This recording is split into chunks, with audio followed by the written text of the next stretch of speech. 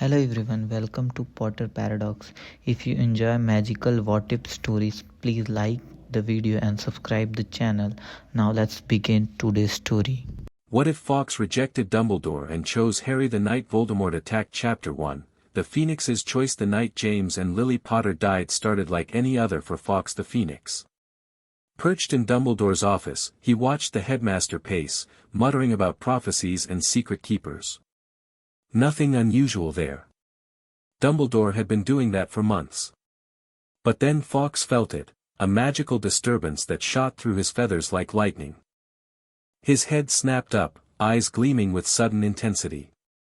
Without a sound, without even a flap of wings, the Phoenix vanished in a burst of flame just as Dumbledore turned to speak to him. Fawkes. But the Phoenix was already gone, following an instinct older than wizard kind itself. Fawkes materialized above a small cottage in Godric's Hollow just in time to see the front door blast inward. The Phoenix circled, sensing the dark magic radiating from the hooded figure who stepped inside. Something was happening, something that called to the deepest magic in his immortal being. Inside, James Potter fell first, wandless and desperate. Fawkes felt the life leave him, a sensation the immortal creature had witnessed countless times through centuries. The hooded figure, Voldemort, climbed the stairs with purpose, each step bringing death closer to the nursery where Lily Potter stood protectively before her son's crib. "Stand aside, you silly girl," Voldemort commanded, his voice colder than winter. "Not Harry, please," Lily begged, arms spread wide. "Take me, kill me instead, this is my last warning, not Harry. Please, have mercy, have mercy." A flash of green light erupted from Voldemort's wand, and Lily crumpled to the floor. But in her fall, Fawkes, watching through the window, sensed ancient magic activating. Love magic. Sacrifice magic. The oldest kind. Voldemort stepped over Lily's body toward the crib where baby Harry stood clutching the bars, green eyes wide but not crying. "Avada Kedavra." Voldemort hissed. Another green flash, but then something extraordinary happened. The killing curse struck Harry's forehead and rebounded, blasting back toward its caster with multiplied force. Voldemort's scream pierced the night as his body disintegrated, leaving only tattered robes and a dark wraith that fled the scene. In that moment, Fawkes felt a pull unlike any he'd experienced in his centuries of existence. The baby survived. Impossible. Yet there he stood in his crib, bleeding from a lightning-shaped cut on his forehead, but alive. Alive and radiating magic that called to Fawkes like a beacon. The Phoenix didn't hesitate. He swooped through the broken window and landed on the crib's edge.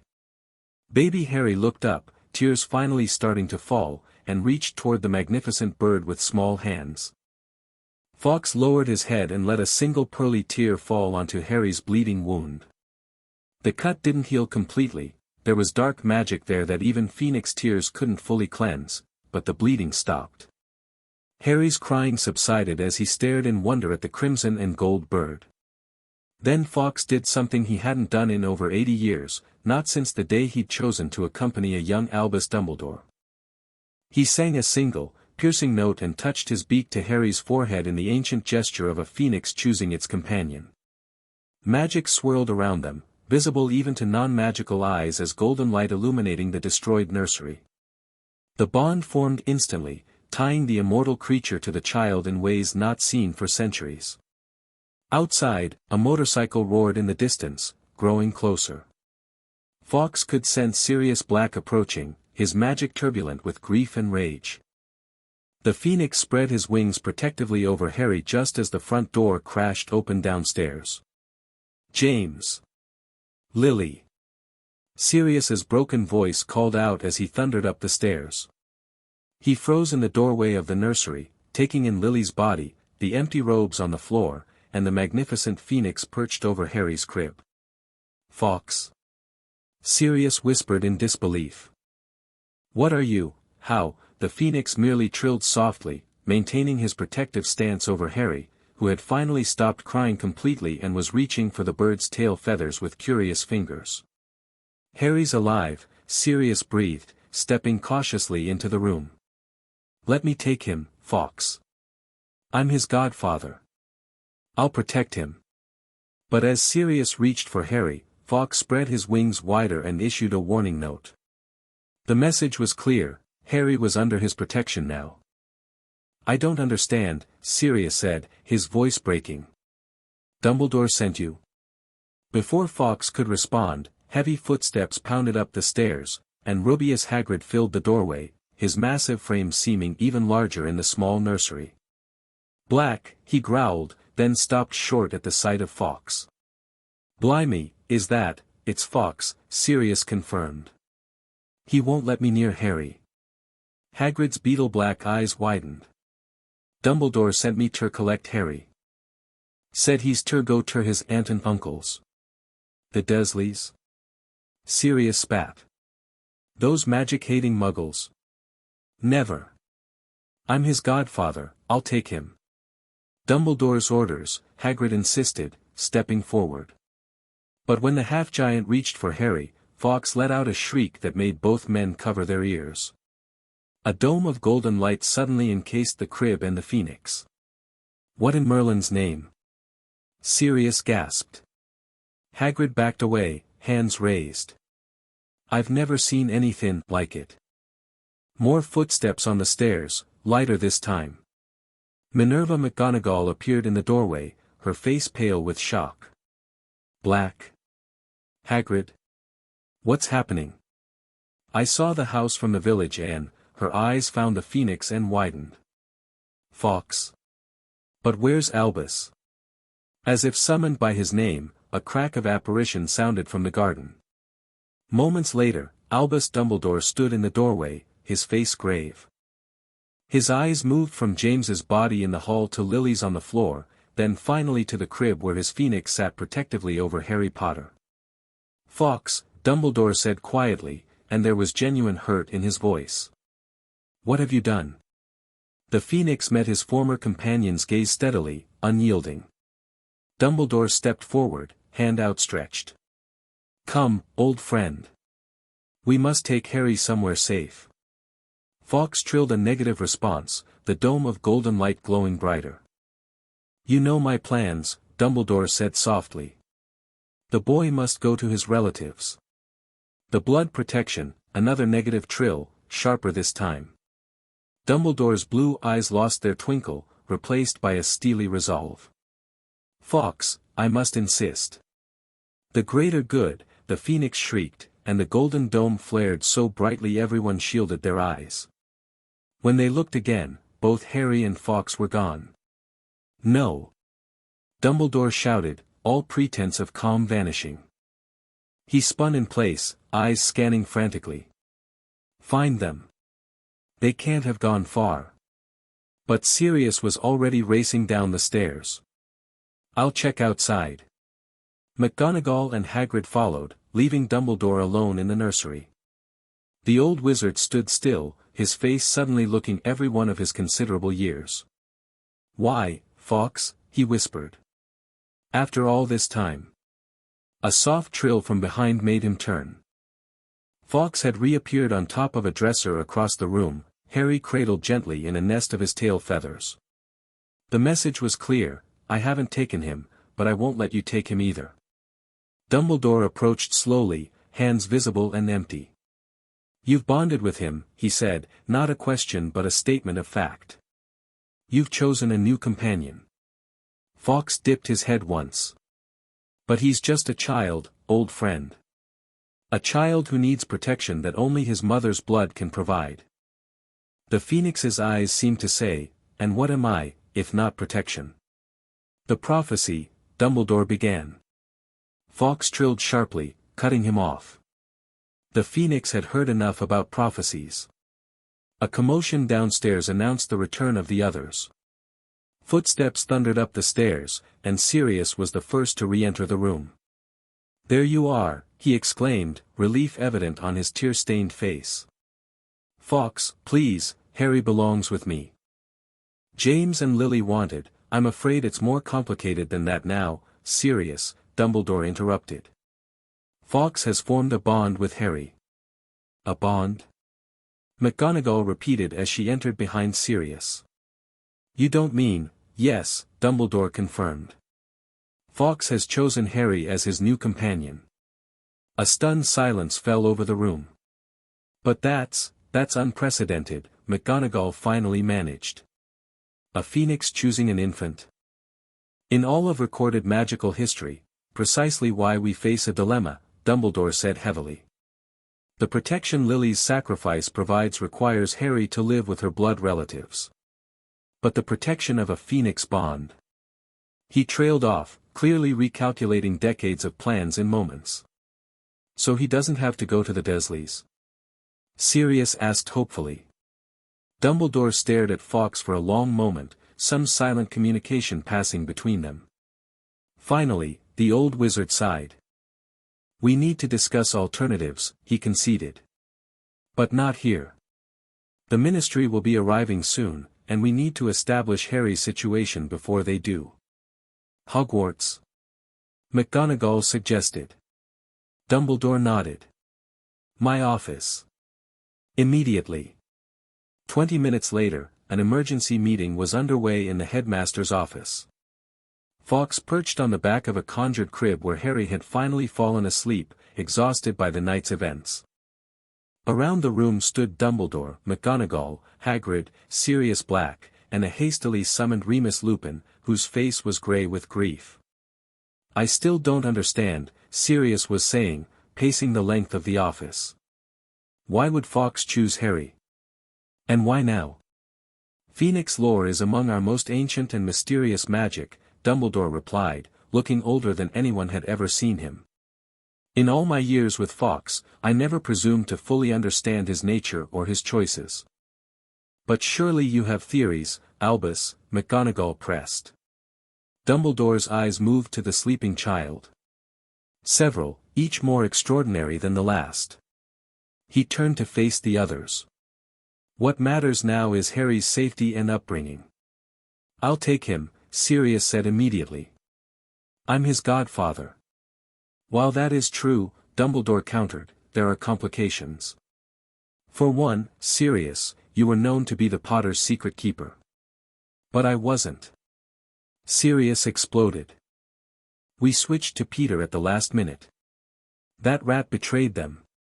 A claim that will require evidence and time to prove, Dumbledore pointed out. Time during which the Ministry might place Harry elsewhere. Then what do you suggest? Remus asked quietly. His eyes hadn't left Harry since entering the room. Dumbledore steepled his fingers. I believe we need a solution that satisfies multiple requirements. Harry needs a magical guardian who can protect and guide him, especially given his new bond with Fawkes. He needs to be hidden from those who might wish him harm. And he needs to grow up understanding his place in our world without being consumed by his fame. That doesn't answer the question, Sirius snapped. I'm getting there, Dumbledore assured him. What I propose is this, Harry will live with Remus, me. Remus interrupted, shocked. But my condition, will be accommodated, Dumbledore continued. Sirius will be named co-guardian and provide the Black family resources and protection. I will place the home under Fidelius, with myself as secret keeper. And most importantly, Fawkes will remain with Harry, providing both magical protection and a connection to Hogwarts. The room fell silent as everyone considered the proposal. What about the blood protection? McGonagall finally asked. A phoenix bond supersedes blood magic in many ways, Dumbledore admitted. It's ancient magic of the purest kind.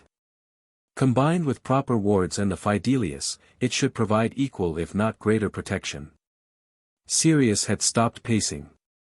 I want to clear my name. I need to find Peter.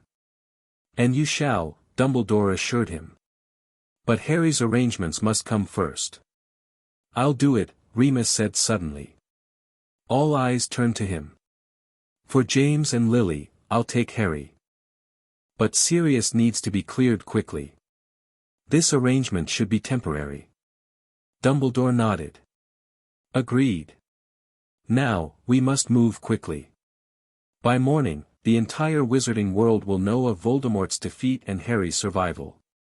As the adults finalized their plans, no one noticed Harry's eyes open briefly. The toddler looked up at Fawkes, who gazed back with ancient wisdom in his dark eyes. A small smile crossed Harry's face before he drifted back to sleep, his tiny hand clutching a phoenix feather that had fallen into his crib. 7 years later, Harry Potter stood in the center of the small clearing, eyes closed in concentration.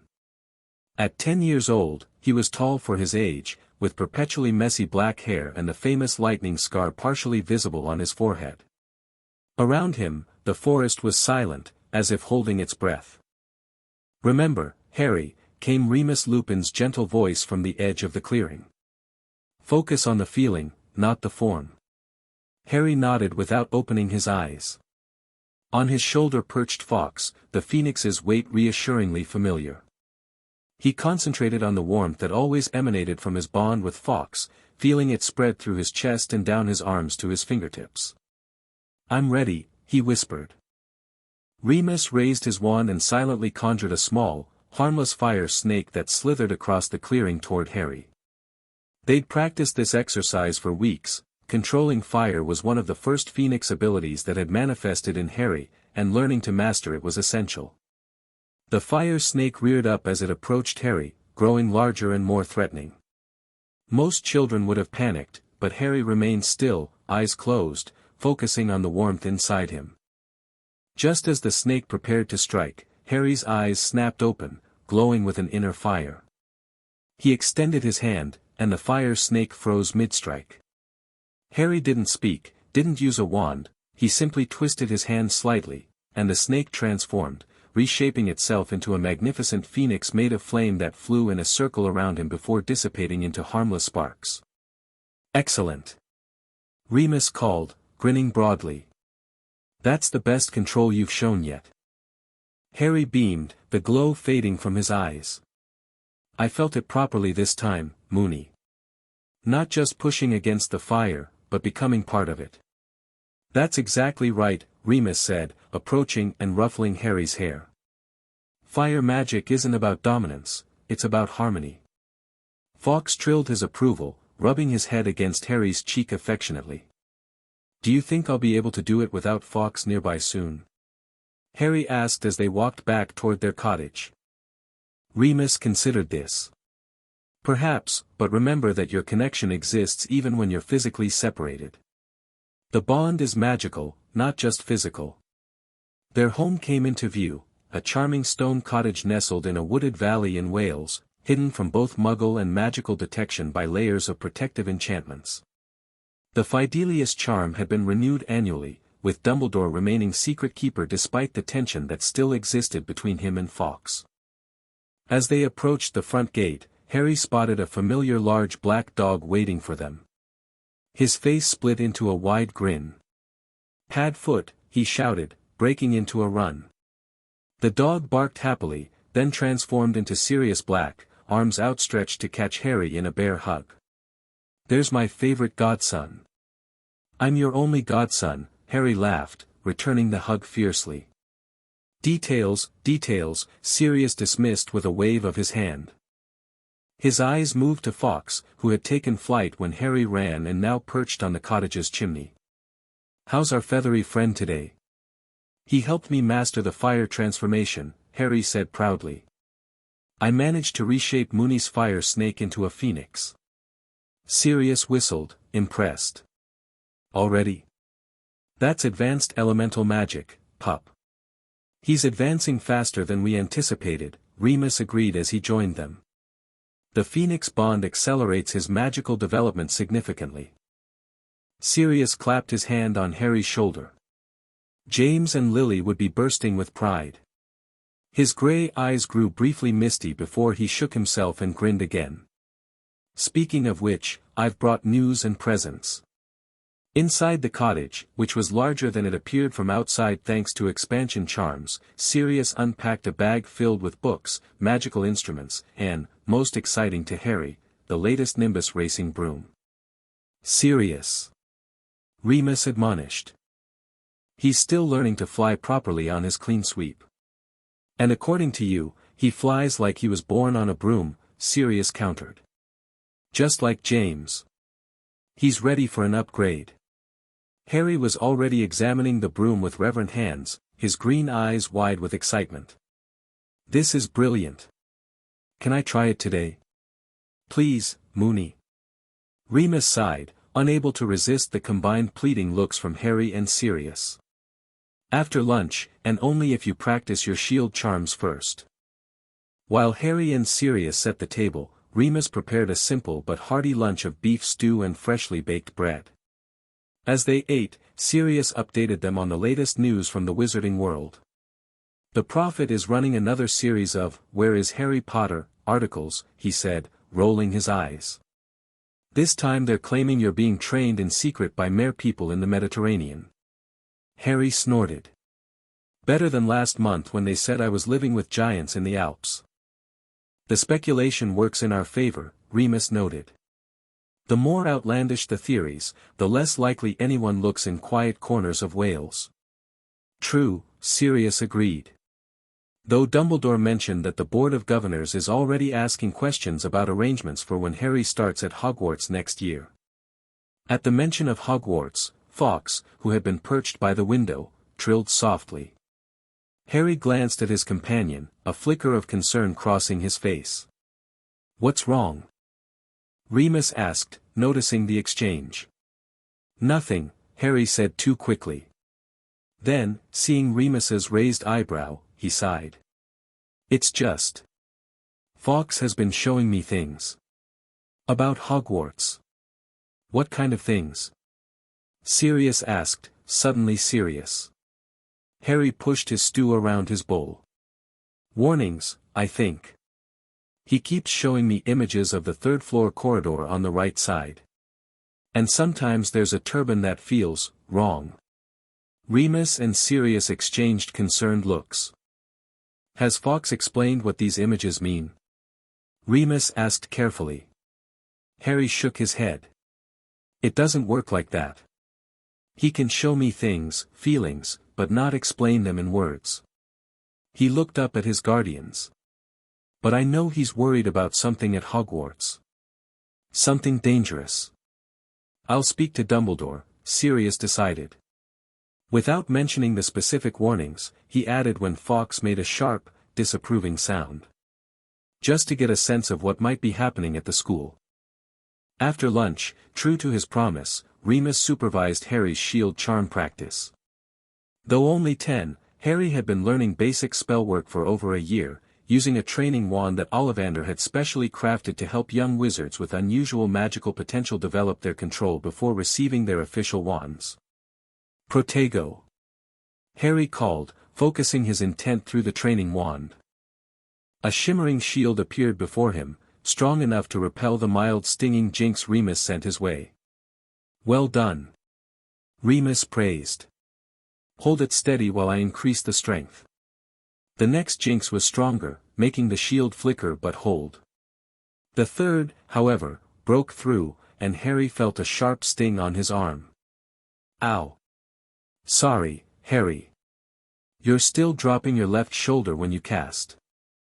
Try again," and this time, Harry closed his eyes briefly, and Remus recognized the signs of him consulting his Phoenix bond.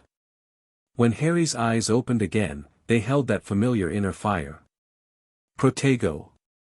This time, the shield that formed was tinged with gold, and when Remus's jinx struck it, the spell rebounded with double force, narrowly missing Remus as he ducked. "Merlin's beard!" Sirius exclaimed from where he was watching. That wasn't a normal shield charm. Harry lowered his wand, looking surprised himself. "I just felt how to do it differently. Fawkes showed me." Remus straightened up, his expression thoughtful. "Phoenix magic integrated with wizarding spells. Fascinating." He glanced at Fawkes, who preened smugly from his perch on a nearby branch. "I don't think there are any recorded instances of this kind of magical synthesis."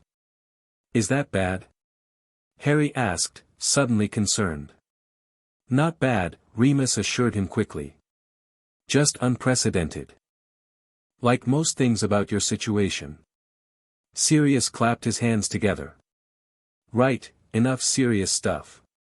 Shield charm practice complete. Time for that new broom. Harry's worried expression vanished instantly, replaced by pure excitement. He raced to retrieve the nimbus while Sirius transformed the clearing into a makeshift Quidditch pitch with a few waves of his wand. As Harry took to the air, his natural flying ability was immediately apparent. He moved with the broom as if they were one entity, diving, rolling, and soaring with a grace that made even Sirius, an accomplished flyer himself, stare in amazement. "Bloody hell, Moony," Sirius murmured. "He really is James reborn on a broomstick." Remus nodded, a bittersweet smile on his face. With Lily's intuition and control.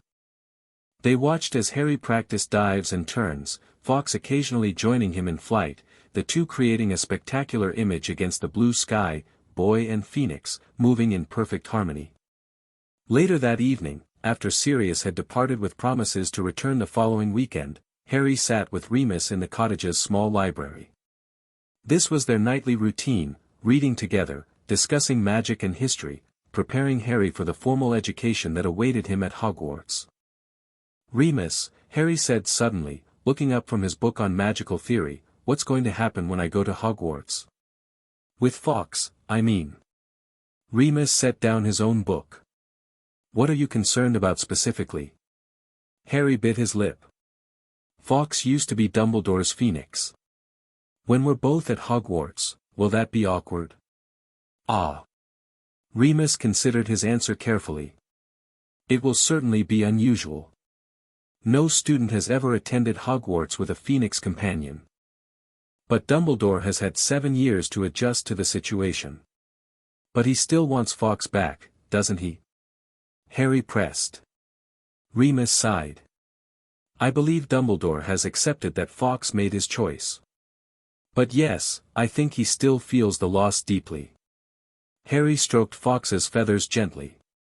The Phoenix had settled on the arm of his chair, a common evening position. "Sometimes I feel guilty. Like I took something that wasn't mine." "Harry, look at me," Remus said firmly. "Phoenixes choose their companions. Fawkes wasn't Dumbledore's possession to be taken.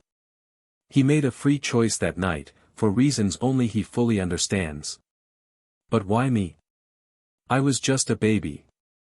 It was a question Harry had asked many times over the years, and Remus still didn't have a definitive answer. Phoenixes are creatures of remarkable perception. Something in you called to him, perhaps the same qualities that made you survive Voldemort's attack, perhaps something else entirely. Fawkes trilled softly, rubbing his head against Harry's cheek. "He says it was meant to be," Harry translated, smiling slightly. "He always says that. And who are we to argue with a creature that's lived for centuries?" Remus replied with a wink. Harry yawned, the day's exertions finally catching up with him. "I should get ready for bed. Healer Adams is coming tomorrow for my checkup, right?" 9 o'clock sharp, Remus confirmed. "And she's bringing that magical core measurement device she mentioned last time." "Brilliant," Harry mumbled through another yawn. He stood, Fawkes moving to his shoulder. "Night, Moony." "Good night, Harry." Remus watched the boy head upstairs, Fawkes's tail feathers trailing behind them like a banner of flame. Once alone, Remus moved to his desk and pulled out a piece of parchment. He dipped his quill in ink and began to write, "Albus, another manifestation today." Harry integrated Phoenix magic into a shield charm. The result was stronger than anything I've seen from adult wizards. His control improves daily. Sirius mentioned board inquiries about next year's arrangements. We should discuss this soon, particularly given F's continued warnings about potential dangers at the school. Healer Adams visits tomorrow for Harry's annual assessment. I'll forward her findings as usual. Remus he sealed the letter and set it aside for morning delivery. These regular updates to Dumbledore had been part of their arrangement from the beginning, keeping the headmaster informed about Harry's development while maintaining the distance Fawkes seemed to insist upon. Remus sighed, rubbing his tired eyes. 7 years of raising Harry had been the greatest joy of his life, but also an enormous responsibility. A child with unprecedented magical potential, bonded to a phoenix, and destined to face the Dark Lord again someday, it was a burden no child should bear. Yet Harry remained remarkably grounded, kind, curious, occasionally mischievous, Sirius's influence, but with a core of strength that sometimes startled Remus. The Phoenix bond had changed him in subtle ways, accelerating not just his magical development but his emotional maturity as well. "James, Lily," Remus whispered to the empty room, "I hope we're doing right by him." Upstairs, Harry stood at his bedroom window, Fawkes perched beside him. They gazed up at the stars together, boy and Phoenix, each sensing the other's thoughts. "Something's coming, isn't it?" Harry whispered. "Something at Hogwarts." Fawkes trilled softly, neither confirming nor denying, but Harry understood anyway. The Phoenix's warnings had grown more frequent lately, flashes of dark corridors, hidden dangers, and always that strange turban that made Harry's scar prickle uncomfortably. "We'll face it together," Harry decided, reaching up to stroke Fawkes's brilliant plumage. "Whatever it is." The Phoenix nuzzled against his hand in agreement. Together, as they had been since that fateful Halloween night. The day Harry Potter's Hogwarts letter arrived should have been momentous. Instead, it was rather anticlimactic. They'd been expecting it for weeks, after all, and the owl looked distinctly put out when Harry simply thanked it, took the letter, and offered it a treat before sending it on its way. "Shouldn't you be more excited?" Sirius asked, watching Harry calmly break the wax seal bearing the Hogwarts crest. "Most kids your age would be bouncing off the walls." Harry glanced up with a small smile. "I've known I was going to Hogwarts since I was 4, Padfoot. Besides, it's not like I'm going someplace completely unknown. Fawkes has shown me most of the castle already." This was true. Through their bond, Fawkes had shared countless images of Hogwarts with Harry over the years, giving him a mental map of the ancient school that rivaled even the Marauder's knowledge. "Still," Remus said, entering the kitchen with a fresh pot of tea, "it marks an official transition. You're entering the wider wizarding world after years of privacy." Harry sobered at that, setting down the letter. "Yeah, that part I'm less excited about. The staring, the whispering, people expecting the boy who lived instead of just me." Sirius squeezed his shoulder. "You'll handle it with the same grace you handle everything else, pup. And you'll have Fawkes with you, that alone will keep most gawkers at a respectful distance." "About that," Harry said hesitantly. "I've been meaning to ask, is Fawkes actually allowed at Hogwarts?" "The letter only mentions cats, toads, or owls." Remus and Sirius exchanged amused glances. "Harry," Remus said gently, "there's no rule against phoenixes because no student has ever had one. But rest assured, extensive negotiations have taken place. Fawkes will accompany you as your familiar, with special accommodations made for your bond." "Negotiations?" Harry repeated. "With who?" "The Board of Governors, primarily," Sirius explained. "And the Ministry's Department for the Regulation and Control of Magical Creatures, though they backed off quickly when reminded that phoenixes are classed as independent magical beings, not controlled creatures." "Oh." Harry looked down at his letter again. "So there won't be any problems?" "There will be adjustments," Remus corrected. "But no insurmountable problems. Dumbledore has been surprisingly accommodating." Harry wasn't sure surprisingly was the right word.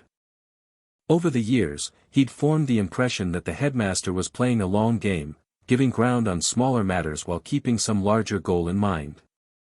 It made Harry wary, though he tried not to let it show. "We'll go to Diagon Alley next week for your supplies," Remus continued, pouring tea. "Sirius has arranged for a private room at Ollivanders for your wand selection. We want to minimize public exposure for your first official appearance." Harry nodded, relieved. While he wasn't exactly hidden away, he'd visited wizarding areas occasionally under disguised charms. His first appearance as the recognizable Harry Potter would undoubtedly cause a stir. "And what about King's Cross?" he asked. That can't be private. Sirius grinned. Leave that to me.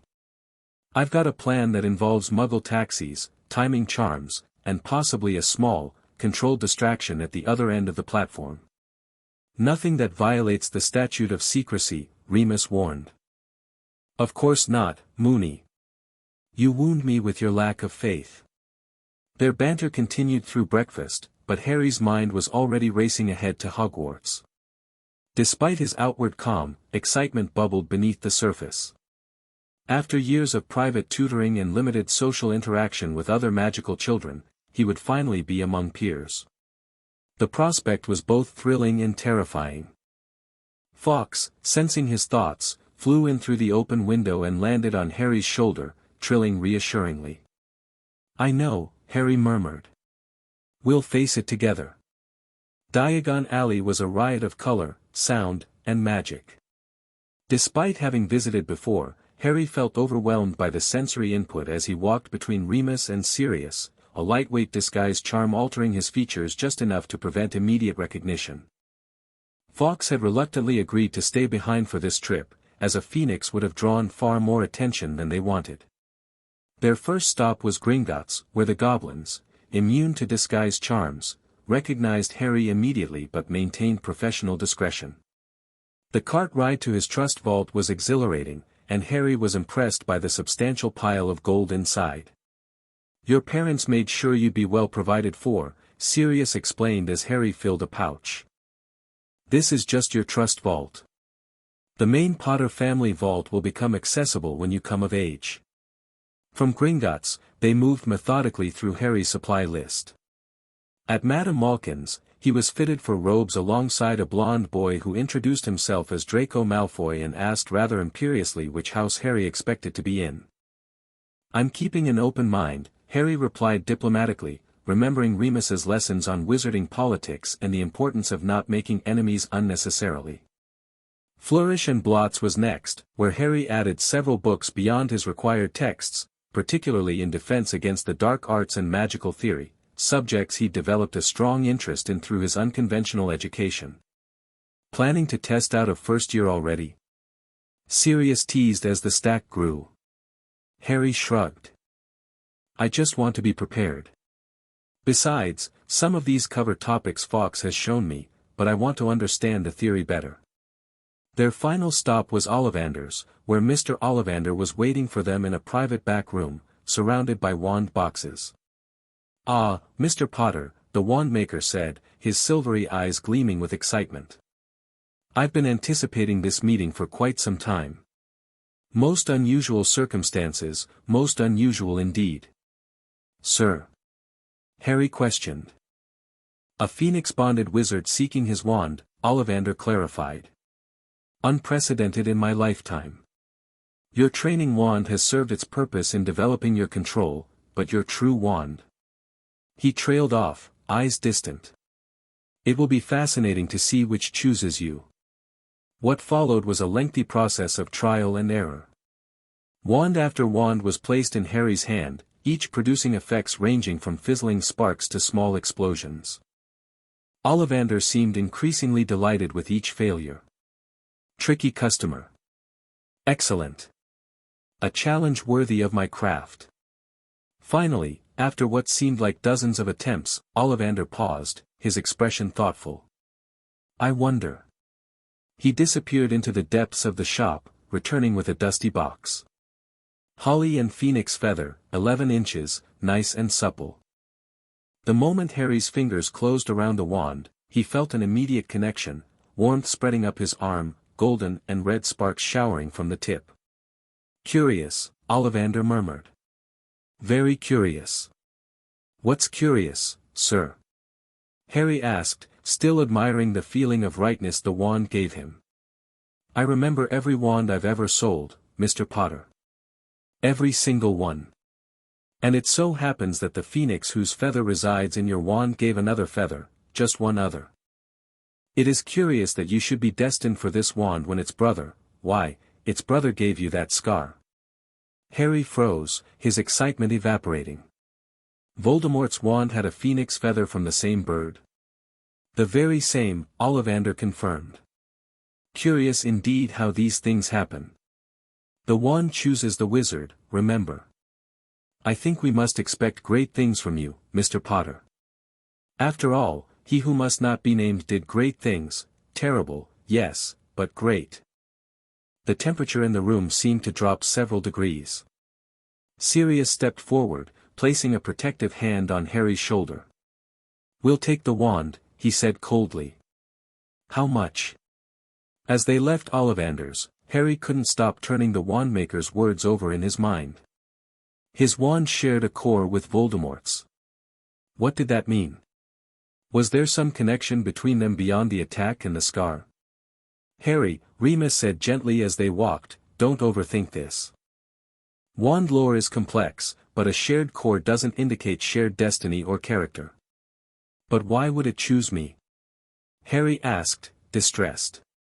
"After everything he did, perhaps," Sirius suggested, "it's not about similarity but opposition. Two sides of the same coin, representing fundamentally different choices." Harry wasn't entirely convinced, but he nodded anyway. He would ask Fawkes about it later. The Phoenix often had insights into magical connections that humans missed. Their shopping complete, they headed to the Leaky Cauldron for a quick lunch before returning home. As they entered the pub, however, Harry's disguise charms suddenly flickered and failed, a magical surge caused by his distress over the wand revelation. There was a moment of absolute silence as patrons recognized him, then, "Bless my soul," whispered the old barman. "Harry Potter, what an honor."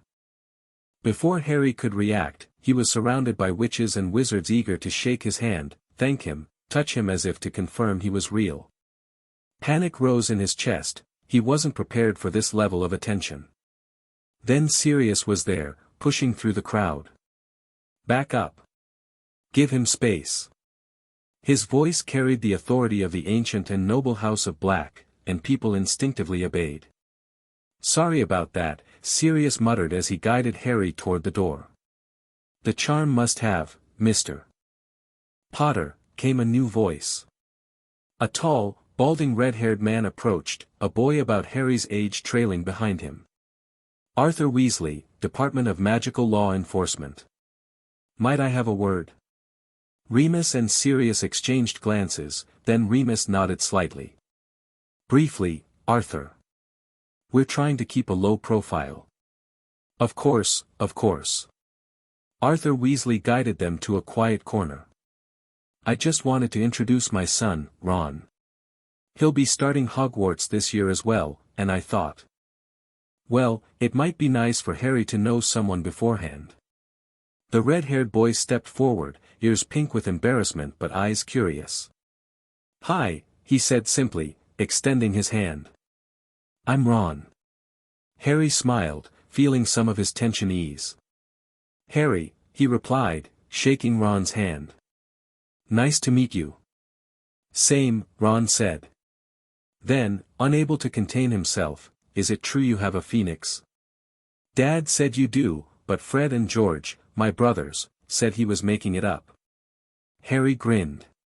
"Yeah, it's true. His name is Fawkes." "Wicked."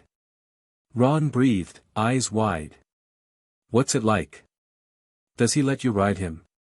Can he really carry really heavy things?"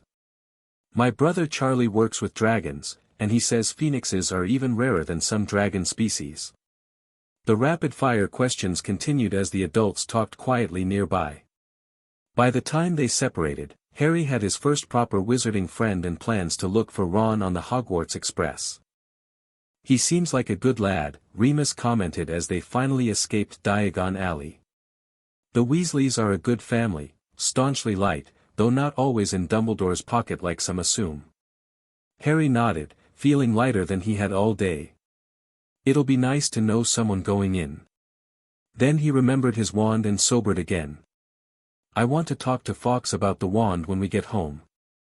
Back at the cottage, Fawkes greeted Harry with unusual solemnity, almost as if he already knew about the wand revelation.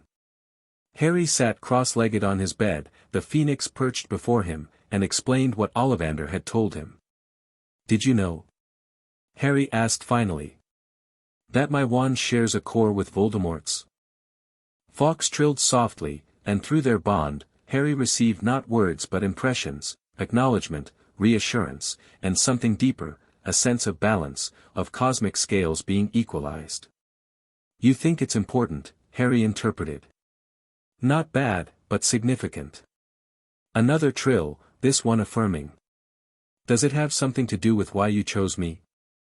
This time, Fawkes's response was more complex. Images flashed through Harry's mind, the night of the attack, seen through Phoenix eyes, the moment the killing curse rebounded, a strange, dark mist escaping from Voldemort's disintegrating body and a fragment attaching to Harry, and finally, Fawkes's tears falling on Harry's forehead, containing but not eliminating the darkness. Harry's hand flew to his scar. There's something of him in me, he whispered, horrified. Some piece of Voldemort? Fawkes moved closer, pressing his head against Harry's chest above his heart. The message was clear, what mattered was in here, not in the scar. But that's why the wand chose me, isn't it? Because of this connection.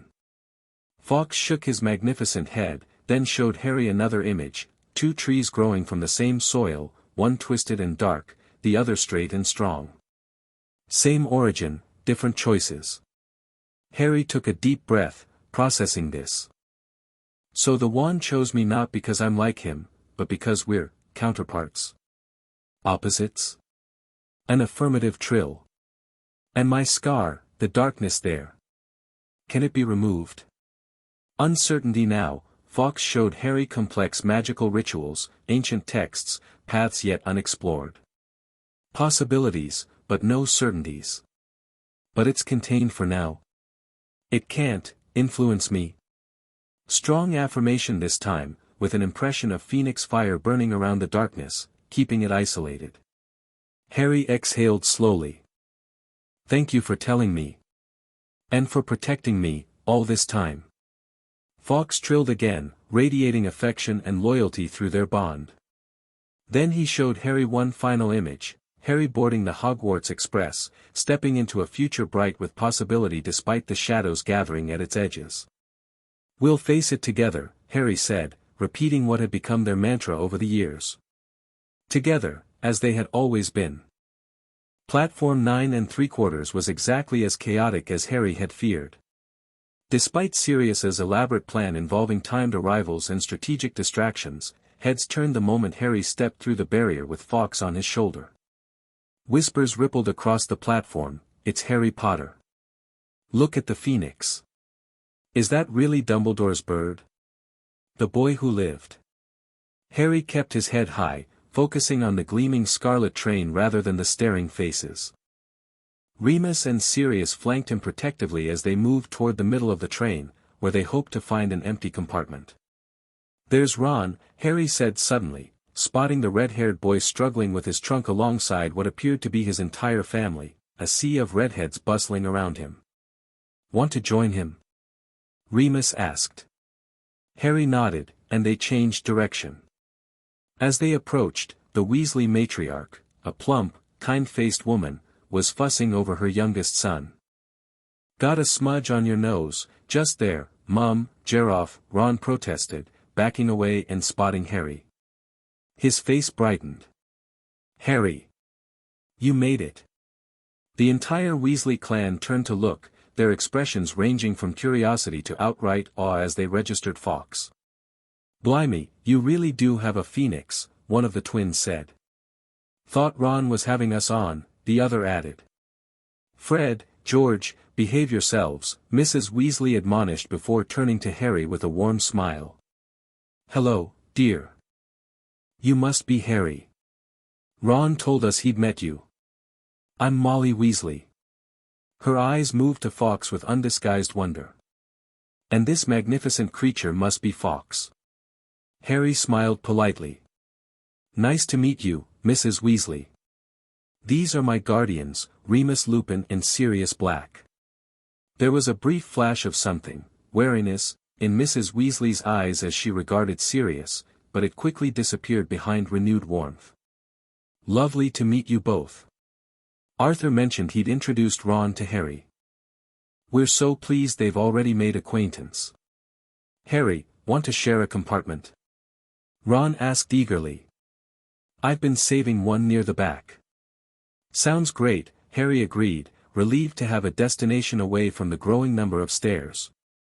With quick goodbyes to the adults, Mrs. Weasley hugging her son fiercely, Remus and Sirius each giving Harry one-armed embraces, the two boys headed for the train, Harry's trunk floating behind them courtesy of a charm Remus had cast. Show off, Ron muttered good-naturedly, dragging his own trunk. Here, let me, Harry offered, drawing his wand. He'd practiced this charm specifically for today. Locomotor trunk. Ron's trunk rose to hover alongside Harry's. Ron's eyes widened. That's a fifth-year charm. Harry shrugged, slightly embarrassed. Remus taught me some practical spells for school. They found the compartment Ron had staked out and settled in, stowing their trunks in the overhead racks. Fawkes perched on the luggage rack above Harry, observing everything with intelligent eyes. So, Ron said once they were seated, is it true that Fawkes used to be Dumbledore's phoenix? Harry nodded. Until the night my parents died. Fawkes left Dumbledore and chose me instead. No one really knows why. Wicked, Ron breathed. That must have made Dumbledore mental. Harry laughed despite himself. I guess it did, yeah. Things have been complicated between us since then. I bet. Dad says Dumbledore's brilliant but plays his cards close to his chest. Never tells anyone the whole story. That matches what Sirius and Remus say, Harry agreed, warming to Ron's straightforward manner. Their conversation flowed easily after that, covering topics from Quidditch. They were both fans, though Ron supported the Chudley Cannons while Harry favored the Welsh national team, to what houses they might be sorted into. All my family's been in Gryffindor, Ron explained. I suppose Ravenclaw wouldn't be too bad, but imagine if they put me in Slytherin. He shuddered theatrically. What's wrong with Slytherin? Harry asked. Remus had been careful to give him an unbiased education about Hogwarts houses. They're all dark wizards there, aren't they? You know who was one. Not all Slytherins turn dark, Harry countered. And not all dark wizards come from Slytherin. Peter Pettigrew was a Gryffindor, and he betrayed my parents to Voldemort. Ron winced at the name. You say his name? Fear of a name only increases fear of the thing itself, Harry quoted. That's what Remus always says. I suppose, Ron said dubiously. Still feels weird to hear it. Their conversation was interrupted when the compartment door slid open to reveal a girl with bushy brown hair and rather large front teeth. She was already wearing her Hogwarts robes. Has anyone seen a toad? A boy named Neville's lost one, she said in a bossy sort of voice. Then her eyes fell on Fawkes, and she gasped. Is that a phoenix? I've read about them in Fantastic Beasts and Where to Find Them, but the book said they're incredibly rare. Are you Harry Potter? I've read all about you in Modern Magical History and The Rise and Fall of the Dark Arts. Yes, I'm Harry, he interrupted before she could continue. This is Fawkes, and yes, he's a phoenix. And no, we haven't seen a toad. The girl seemed barely deterred by his clipped response. I'm Hermione Granger.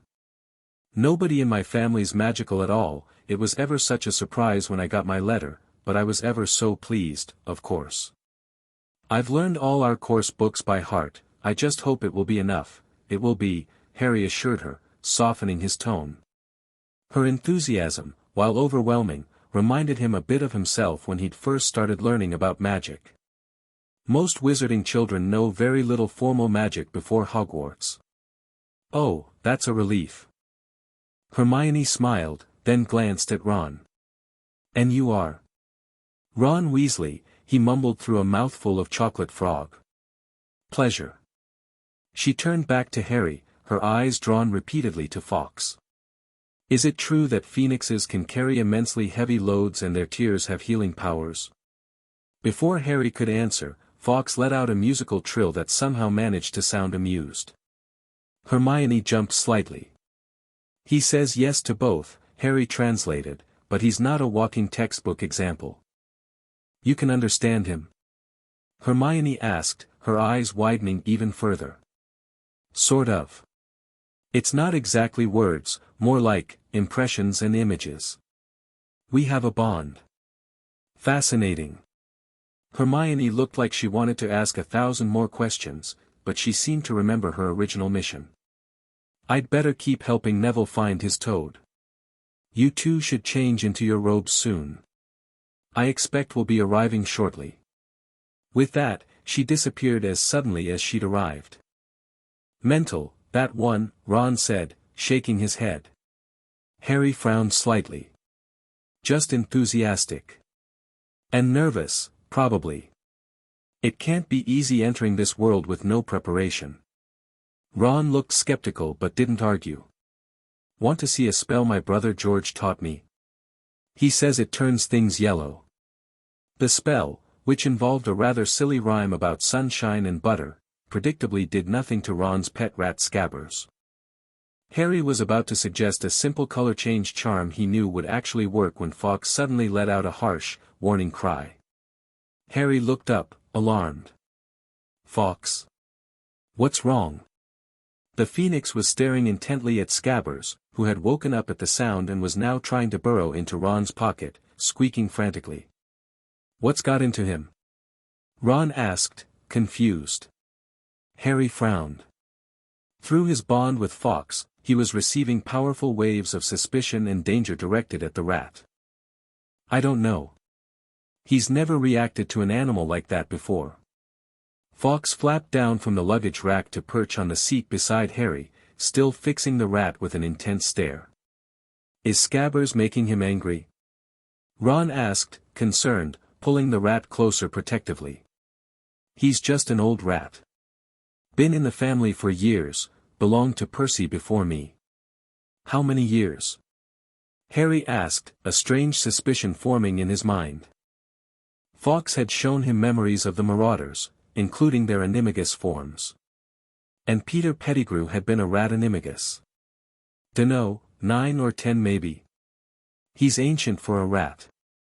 Harry felt cold certainty settle in his stomach. Ron, I think Fawkes is trying to tell me something about your rat. How long do rats normally live? 3 or 4 years, I think. But magical pets often live longer. Is Scabbers magical? Does he do anything special? Ron looked embarrassed. Not really. Just sleeps mostly. Harry hesitated, not wanting to alarm his new friend but feeling increasingly certain of what Fawkes was trying to tell him. Ron, would you mind if I cast a spell to check something?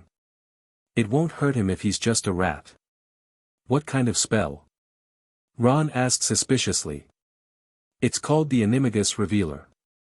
It forces an Animagus, a wizard who can transform into an animal, back into human form. Why would you think Scabbers is an Animagus? Harry took a deep breath. Because Fawkes is warning me about him, and because he's lived far too long for an ordinary rat, and because one of the men who betrayed my parents to Voldemort was a rat Animagus named Peter Pettigrew, who supposedly died but whose body was never found. Ron's face paled. That's mental, he whispered, but he was looking at Scabbers with new suspicion. You really think? I don't know, Harry said honestly. But I trust Fawkes. If he's warning me, there's a reason. Ron swallowed hard, then set his jaw with determination that impressed Harry. Do it. Cast the spell. Harry nodded, drawing his wand. Scabbers was now squirming frantically, trying to escape Ron's grip. Hold him tight. He's never acted like this, Ron said, struggling with the rat. Harry pointed his wand and began to incant the spell Sirius had taught him, just in case, he'd said, though neither of them had expected it to be needed so soon. Animalis Revelio. A blue light shot from Harry's wand and struck the rat, which immediately began to squirm even more violently. For a moment, nothing else happened, and Harry thought he might have been mistaken, then Scabbers began to grow and change. Ron yelled in shock and dropped the transforming creature, which hit the floor and continued to expand. Within seconds, where the rat had been, there now crouched a short, balding man with grubby skin, small watery eyes, and a pointed nose. "Peter Pettigrew," Harry said coldly, his wand trained on the man. Fawkes let out a triumphant cry. Pettigrew's eyes darted between Harry and the Phoenix, then to the compartment door, clearly calculating his chances of escape. "Don't even think about it," Harry warned, his voice steadier than he felt. "One move and I'll stun you. I know the spell." "Harry," Pettigrew wheezed, his voice hoarse from disuse. "Harry, your parents' old friend, you wouldn't hurt me, would you?" "You betrayed my parents to Voldemort," Harry replied. "You're the reason they're dead." Ron had backed against the window, his face ashen. He was sleeping in my bed," he choked out. "Someone needs to get help," Harry said, not taking his eyes off Pettigrew. "Ron, can you?" But at that moment, the compartment door slid open again, and Hermione Granger reappeared. "We're nearly at Hogwarts," she broke off, screaming at the sight of Pettigrew crouched on the floor. Her scream alerted others in nearby compartments. Within moments, the corridor outside was filled with curious students, and shortly after, an older student wearing a prefect badge pushed through. "What's going on here?" he demanded, then froze at the sight inside. "What in Merlin's name?" This man was disguised as a rat, Harry explained quickly. "He's Peter Pettigrew, a Death Eater. We need to alert the authorities immediately." The prefect, a tall, red-haired boy who Harry realized must be Ron's brother Percy, recovered quickly from his shock. "Everyone back to your compartments," he ordered the gathered students. "Penelope," he addressed another prefect, "go to the conductor and tell him to send an emergency owl to the Ministry and Hogwarts. We have a situation that requires orders." As Percy took charge of securing Pettigrew, conjuring ropes to bind him and confiscating his wand, which had fallen from the rags he wore, Harry felt the adrenaline that had carried him through the confrontation begin to ebb. He sat heavily on the compartment seat, Fawkes immediately moving to his side. "You knew," he murmured to the Phoenix. "You sensed who he was." Fawkes trilled softly, pressing against Harry's side in comforting warmth. "That was brilliant, Harry," Ron said shakily, returning to his seat. "Completely mental, but brilliant. How did you know that spell?" "Sirius taught it to me," Harry explained. "After what happened with Pettigrew, he thought I should know how to identify animagi." Hermione, who had remained frozen in the doorway, finally found her voice. "That's advanced magic," she said faintly. "Well beyond first-year level." Harry shrugged, too drained to be modest. "I've had an unusual education." Outside their compartment, chaos reigned as word spread through the train.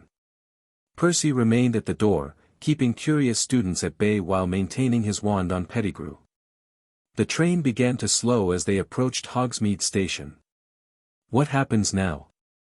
Ron asked. "I expect we'll be met by professors and probably Aurors," Harry said. "This is bigger than just us."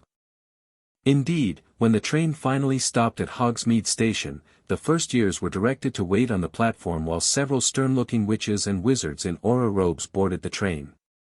Professor McGonagall herself approached Harry, Ron, and Hermione. "Mr. Potter," she said, her Scottish accent more pronounced than usual, "I understand we have you to thank for an extraordinary discovery." "It was Fawkes, really," Harry said honestly. He recognized Pettigrew. McGonagall's eyes moved to the Phoenix, a complex expression crossing her face. "Indeed. Well, the three of you will come with me. The other first years will proceed with Hagrid as usual, but given the circumstances, you'll be escorted directly to the castle for questioning before the sorting ceremony." As they followed McGonagall to a waiting carriage, bypassing the traditional boat ride across the lake, Harry caught glimpses of Pettigrew being led from the train by Aurors, magical restraints binding him tightly. The man's watery eyes found Harry's for a brief moment, filled with a mixture of hatred and fear. "He'll be taken to the Ministry," McGonagall explained as they settled into the carriage. You'll likely be called to provide testimony, Mr. Potter, but that can wait. For tonight, you'll simply need to give a statement to the Aurors at the castle. The carriage began to move, apparently pulled by invisible creatures, though Harry, with his enhanced perception through the Phoenix bond, could just make out the shadowy outlines of skeletal, winged horses. "Professor," he said, "what are those things pulling the carriages?" McGonagall looked surprised. "You can see the thestrals, Mr. Potter." "Sort of. They're hazy, but I can tell they're there." "Fascinating," she murmured. "Thestrals can only be seen by those who have witnessed death. Your enhanced perception through your Phoenix bond must be allowing you partial visibility despite not having a direct experience." Hermione, who had been quiet since the revelation on the train, perked up at this. "There are creatures pulling the carriages? I thought they were self-propelled by magic." "A common assumption, Miss Granger, ma'am." "Hermione Granger." "Miss Granger." The carriages are indeed pulled by thestrals, magical creatures invisible to most students.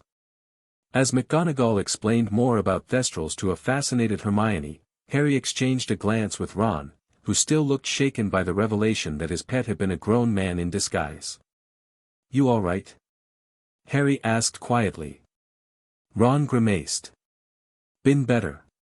Can't believe I let that rat sleep on my pillow." He shuddered. "What happens if he says I knew? That my family was hiding him?" "He won't," Harry assured him. "And even if he tried, no one would believe him. Your reaction made it obvious you had no idea." "Yeah, but still." Ron trailed off, looking miserable. "Mr. Weasley," McGonagall interjected, having overheard, "I assure you that neither you nor your family will face any suspicion in this matter.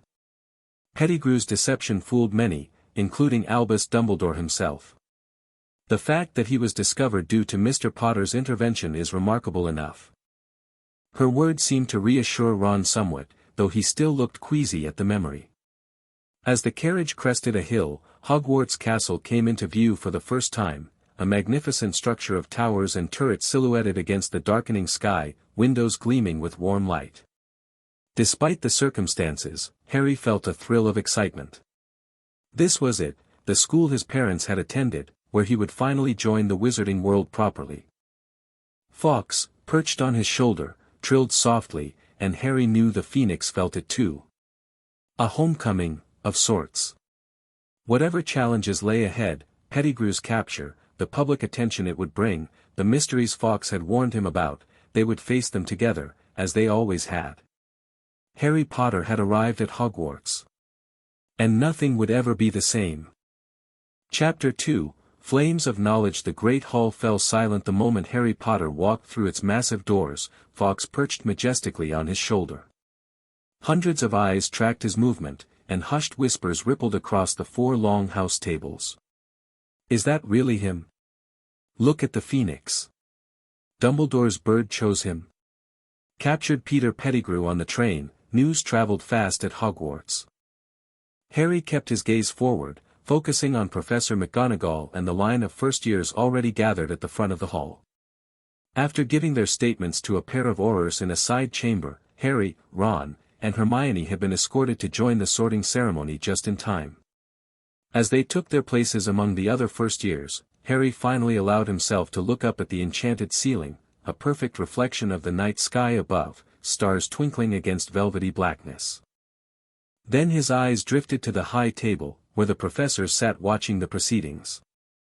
Albus Dumbledore occupied the central golden chair, his silver beard gleaming in the candlelight, half-moon spectacles perched on his crooked nose.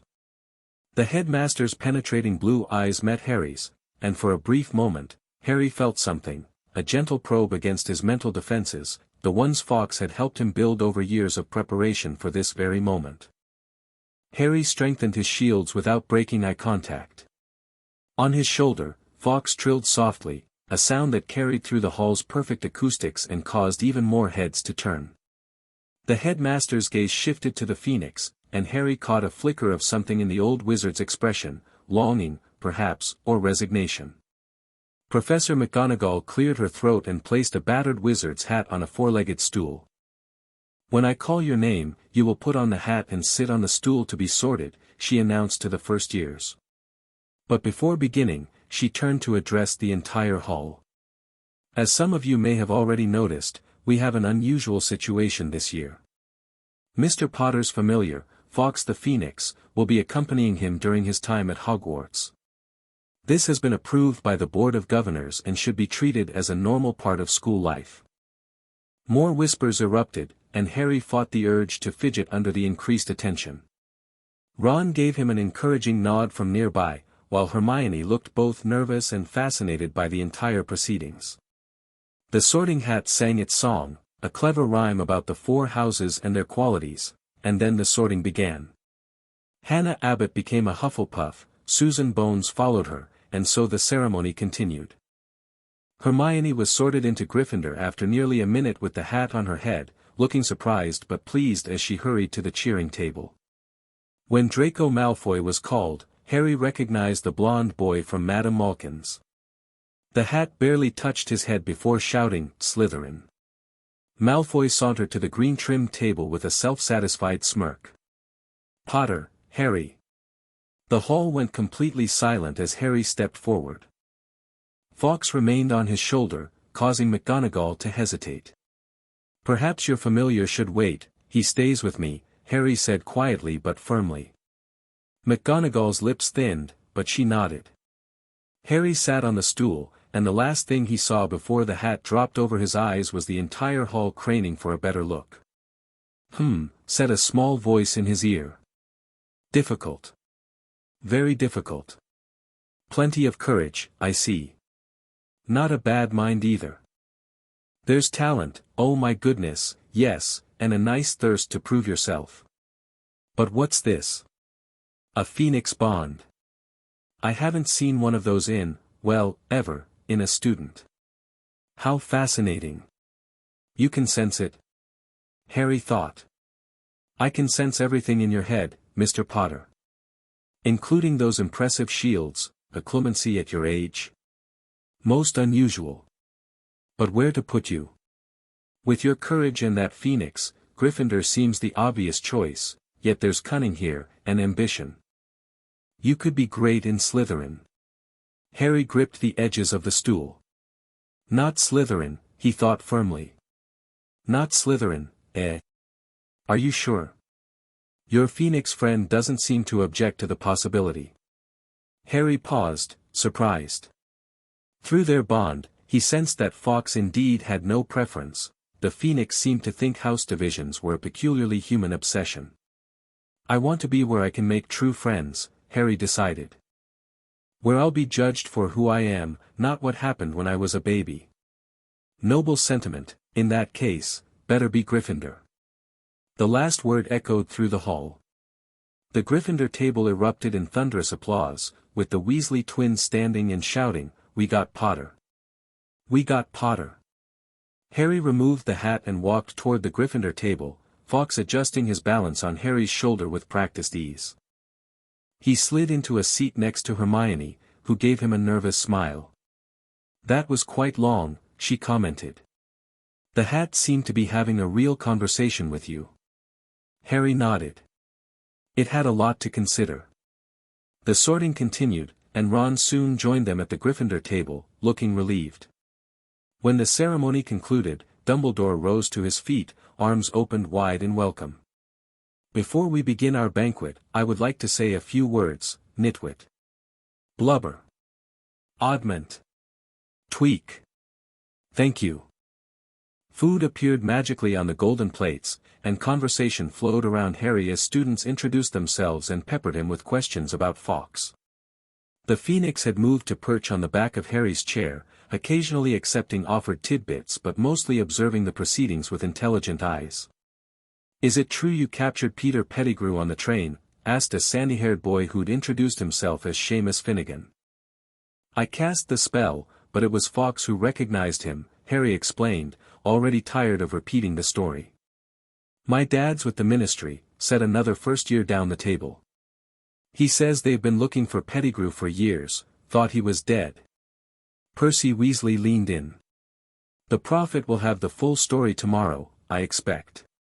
It's quite extraordinary. Pettigrew was awarded an Order of Merlin posthumously after supposedly being killed by Sirius Black. Sirius was innocent, Harry said sharply. Pettigrew framed him and went into hiding. Of course, Percy backtracked quickly. I only meant it's remarkable how truth finally comes to light. As dinner progressed, Harry found his gaze drawn repeatedly to the high table. Beside Dumbledore sat a hook-nosed man with greasy black hair who was watching Harry with undisguised interest, or was it hostility? When their eyes met, Harry felt a sharp pain in his scar. Ouch, he hissed, pressing his hand to his forehead. What's wrong? Asked Hermione. Nothing, Harry muttered, but he noticed Fawkes had tensed on his perch, eyes fixed on the same professor. Percy, who's that teacher talking to Professor Quirrell? Percy followed his gaze. That's Professor Snape, head of Slytherin House. Teaches potions, but everyone knows he's after Quirrell's job. Been after defense against the dark arts for years. Harry studied Snape more carefully. The man's gaze had shifted, but Harry caught him glancing back several times during the meal. Curious, Harry reached through his bond with Fawkes, seeking the Phoenix's impression of the dour professor. The response he received was complex, distrust mingled with something like recognition. Fawkes knew Snape, obviously, having been at Hogwarts for decades, but there seemed to be more to it than that. Harry made a mental note to explore this further when they had privacy. After dessert vanished from the plates, Dumbledore rose again to give start-of-term notices. Most were standard, forbidden items, out-of-bounds areas, but Harry paid particular attention when the headmaster mentioned that the third-floor corridor on the right-hand side was off-limits to everyone who does not wish to die a very painful death. Harry glanced at Fawkes, remembering the Phoenix's warnings about that very corridor. Their eyes met briefly, and Harry received a clear impression: be vigilant. As the students rose to follow the prefects to their dormitories, Professor McGonagall appeared at Harry's side. Mr. Potter, a moment if you please. The headmaster would like a word. Ron and Hermione looked at him questioningly, but Harry nodded for them to go ahead. I'll catch up, he promised. McGonagall led Harry through the dispersing crowd toward a small door behind the high table. Fawkes tensed on his shoulder, and Harry subtly strengthened his mental shields. The headmaster merely wishes to discuss arrangements for your familiar, McGonagall explained, perhaps sensing his wariness. Standard procedure for unusual pets. Fawkes isn't a pet, Harry corrected politely but firmly. He's my familiar and companion. McGonagall's expression softened slightly. Of course, Mr. Potter. Poor choice of words on my part. They entered a comfortable sitting room where Dumbledore waited, standing by a crackling fire. The headmaster smiled genially as they entered. Ah, Harry. Thank you for joining me. Please, have a seat. He gestured to a plush armchair. Minerva, that will be all for now. Once they were alone, Dumbledore sat across from Harry, his blue eyes twinkling over half-moon spectacles. For a long moment, he simply observed Harry and Fawkes, who had moved to perch on the arm of Harry's chair. It's remarkable, Dumbledore finally said, how history repeats itself with variations. Your father sat in that very chair his first night at Hogwarts, though under rather different circumstances involving a pranked suit of armor. Harry smiled politely but remained silent, waiting for the headmaster to get to the point. I must congratulate you on your discovery of Peter Pettigrew, Dumbledore continued. Quite extraordinary for your first day in the wizarding world proper. Thank you, sir, but I've been part of the wizarding world my entire life, Harry pointed out. Just not the public part of it. Indeed, and Remus and Sirius have clearly done an admirable job raising you. Dumbledore leaned forward slightly.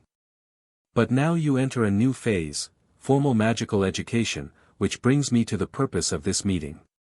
Accommodating a phoenix at Hogwarts presents unique considerations. We've prepared for this, Harry said. Fawkes knows the castle better than anyone except maybe yourself. True, Dumbledore acknowledged with a slight nod to the Phoenix. Nevertheless, there must be guidelines. Fawkes may accompany you to classes, provided he does not disrupt lessons. For dormitory arrangements, we've added a special perch beside your bed. During exams, however, he must remain outside the examination hall to prevent any perception of assistance. Harry nodded. These terms were reasonable and largely matched what Remus had negotiated beforehand. There is one more matter, Dumbledore said, his tone shifting subtly. The nature of your bond with Fawkes. Harry tensed. What about it? Such bonds are exceedingly rare, Harry. In fact, yours is unique in recorded history, a phoenix choosing an infant as companion. I would be remiss in my duties as your headmaster if I did not offer to help you understand and develop this connection. Fawkes has been helping me understand it for 7 years, Harry replied carefully. Dumbledore's eyes flickered to the phoenix. I'm sure he has. But there are aspects of phoenix magic that might benefit from a human perspective, particularly from someone who has experienced such a bond himself. Harry hesitated. The offer seemed genuine, and despite their complicated history, Dumbledore had more direct experience with a phoenix bond than anyone else alive. On the other hand, Harry sensed an underlying motive. Dumbledore wanted to understand their bond as much as help him develop it. Before Harry could respond, Fawkes trilled softly, not a rejection of Dumbledore's offer, but not an endorsement either. The message Harry received was clear, caution, but not outright refusal. I appreciate the offer, Professor, Harry said carefully. Perhaps we could discuss it further once I've settled into classes and have a better sense of my schedule. Dumbledore smiled, though his eyes lost a fraction of their twinkle. A measured response. You are indeed Remus's ward. He stood, signaling the end of their meeting. Very well, Harry. My door is always open should you have questions or concerns.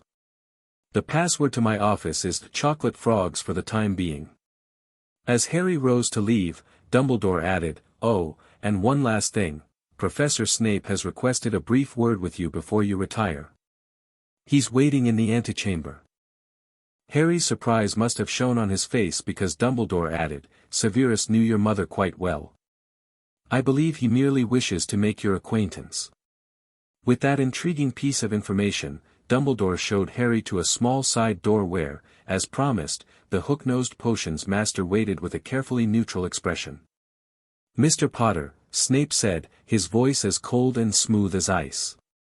His dark eyes flickered to Fawkes, and something complex passed across his features.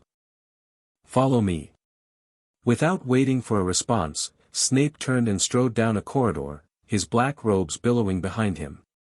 Harry hurried to keep up, exchanging a quick glance with Fawkes, who seemed alert but not alarmed. Snape led them to a small office lined with shelves of glass jars containing various floating, pickled specimens. He closed the door with a flick of his wand and turned to face Harry with an appraising stare. So, he said finally. The boy who lived arrives at Hogwarts with Dumbledore's phoenix in tow.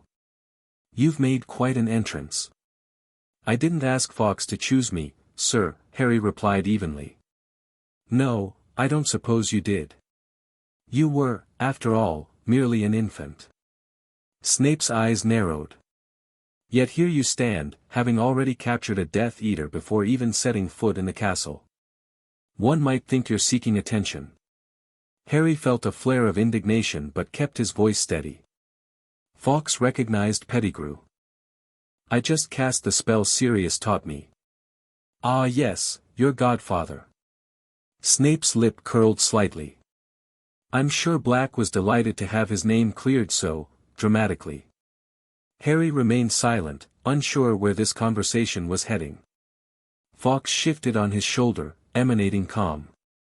After a tense moment, Snape's demeanor shifted, almost imperceptibly. The headmaster mentioned I knew your mother.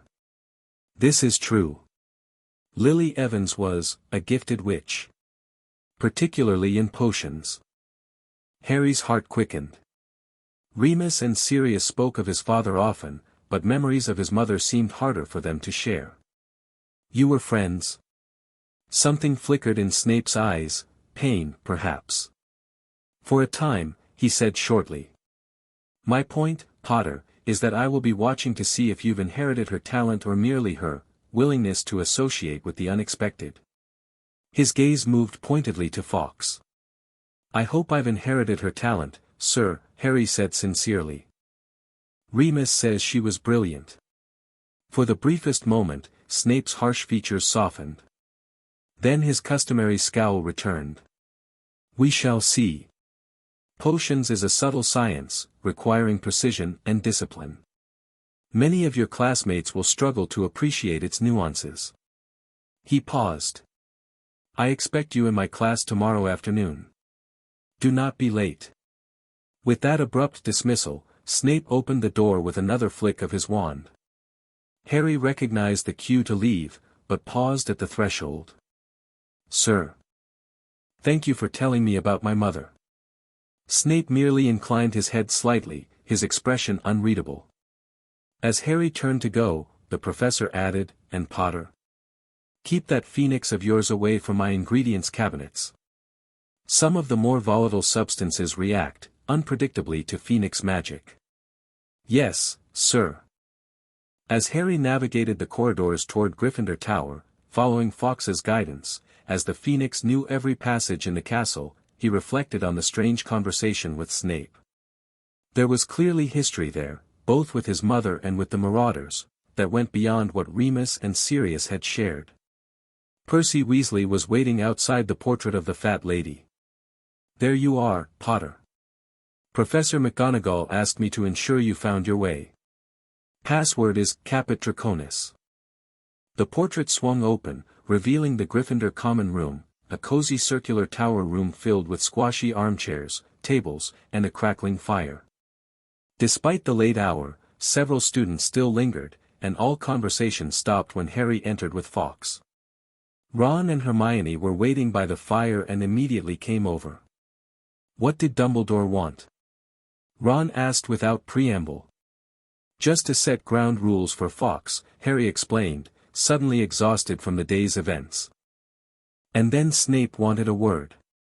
Professor Snape, Hermione corrected automatically. What did he want? To tell me he knew my mother, apparently. And to warn me not to be late to potions. Ron grimaced. Fred and George say he's a right terror in class.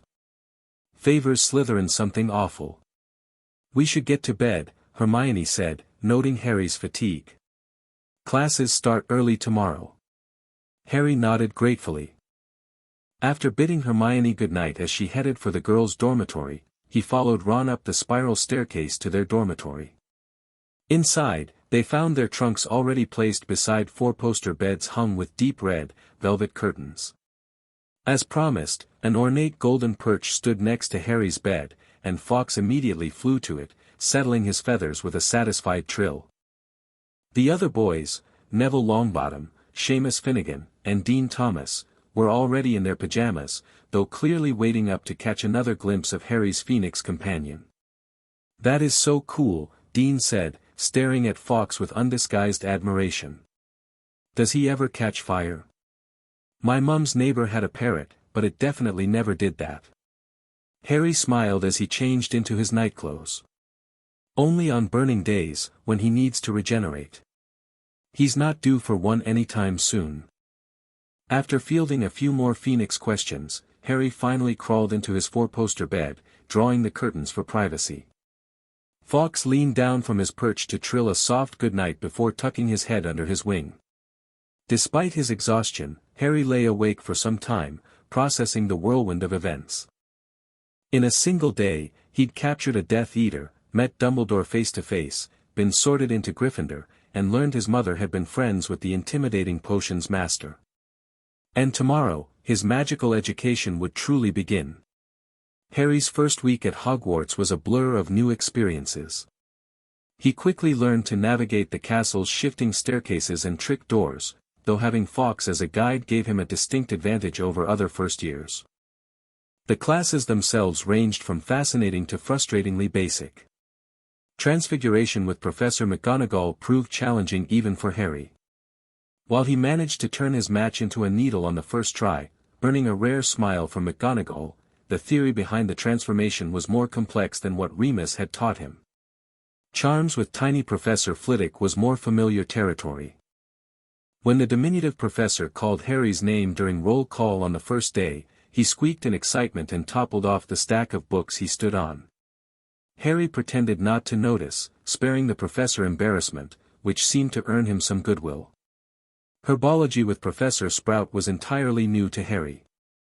Plants had never featured prominently in his lessons with Remus, and he found himself genuinely interested in the magical flora they studied in the greenhouses. History of magic, taught by the ghost Professor Binns, was universally acknowledged as the most boring class.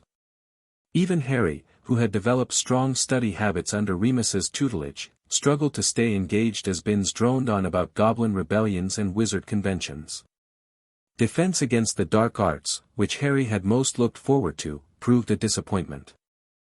Professor Quirrell, with his pronounced stutter and jumpy demeanor, spent more time telling far-fetched stories about his supposed adventures than teaching actual defense. More concerning, Harry's scar prickled uncomfortably whenever Quirrell turned his back, and Fawkes would tense on his perch, eyes fixed on the professor's purple turban. It was during their first potions lesson on Friday that Harry faced his first real challenge. The class took place in the dungeons, which were noticeably cooler than the rest of the castle. Snape began with roll call, pausing at Harry's name. "Ah, yes," he said softly, "Harry Potter. Our new celebrity." Some of the Slytherins, particularly Draco Malfoy, sniggered behind their hands. Snape finished calling the names and looked up at the class, his eyes black and cold like dark tunnels. "You are here to learn the subtle science and exact art of potion-making," he began in barely more than a whisper, yet every word was clear in the silent dungeon. "As there is little foolish wand-waving here, many of you will hardly believe this is magic. I don't expect you will really understand the beauty of the softly simmering cauldron with its shimmering fumes, the delicate power of liquids that creep through human veins, bewitching the mind, and snaring the senses. I can teach you how to bottle fame, brew glory, even stopper death, if you aren't as big a bunch of dunderheads as I usually have to teach." Silence followed this little speech. Hermione sat on the edge of her seat, looking desperate to prove she wasn't a dunderhead. Harry kept his expression neutral, remembering Snape's words about his mother's talent in this subject. "Potter," Snape said suddenly. "What would I get if I added powdered root of asphodel to an infusion of wormwood?" Harry was grateful for Remus's thorough education. "The draught of living death, sir. It's a powerful sleeping potion." Snape's eyes narrowed fractionally. "Where would you look if I told you to find me a bezoar?" "In the stomach of a goat, sir.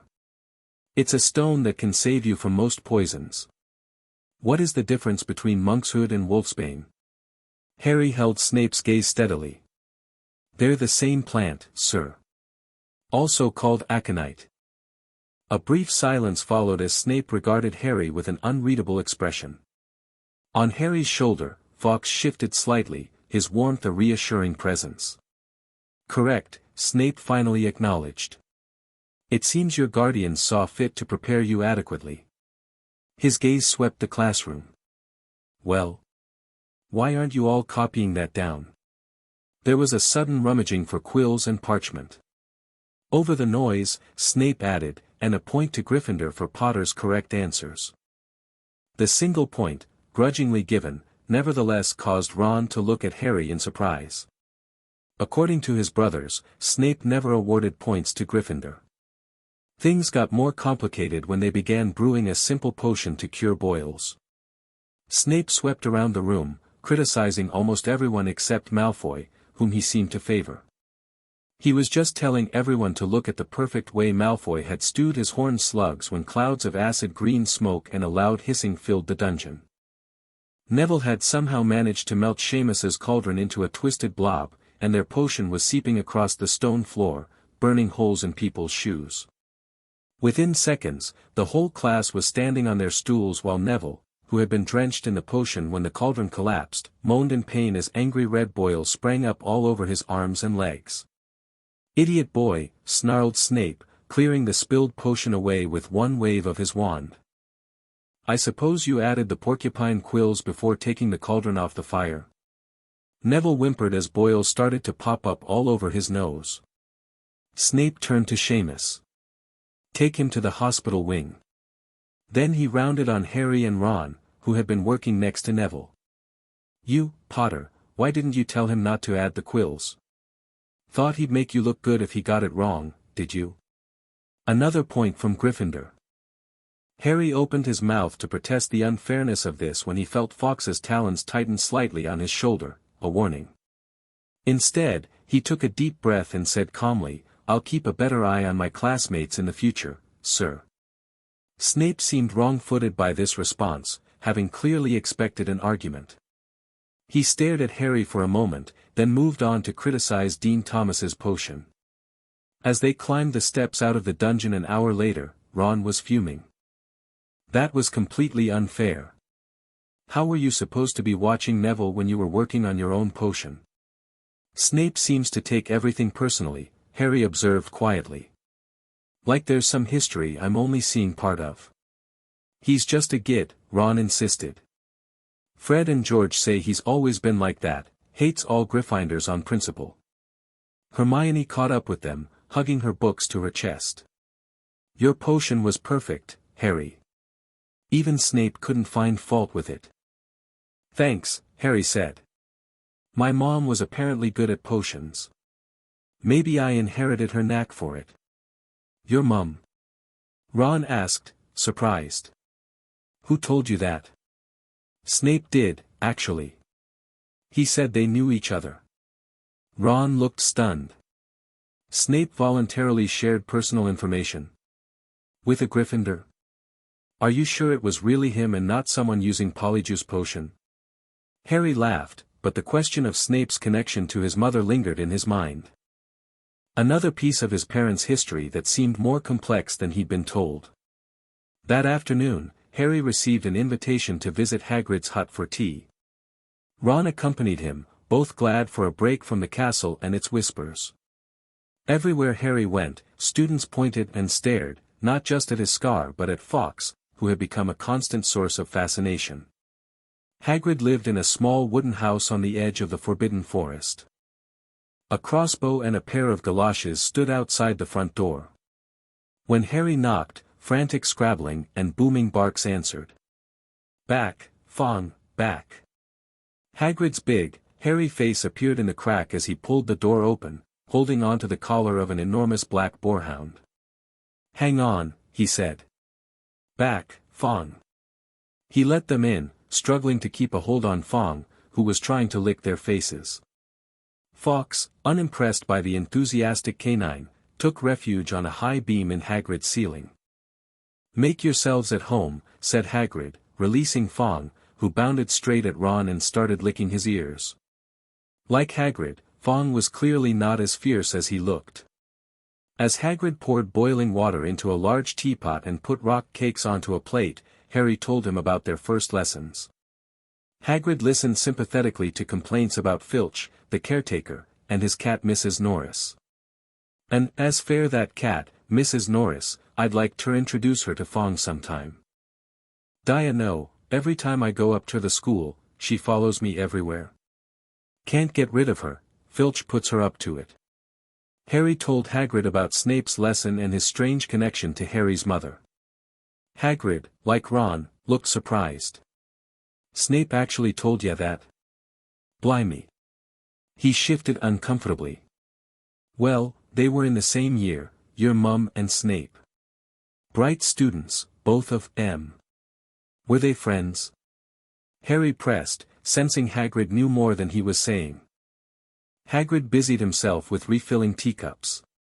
Fair a while, I think. But yet have to ask someone else about that, Professor McGonagall might know more. Changing the subject, Hagrid asked about Ron's brother Charlie, who had studied dragons in Romania.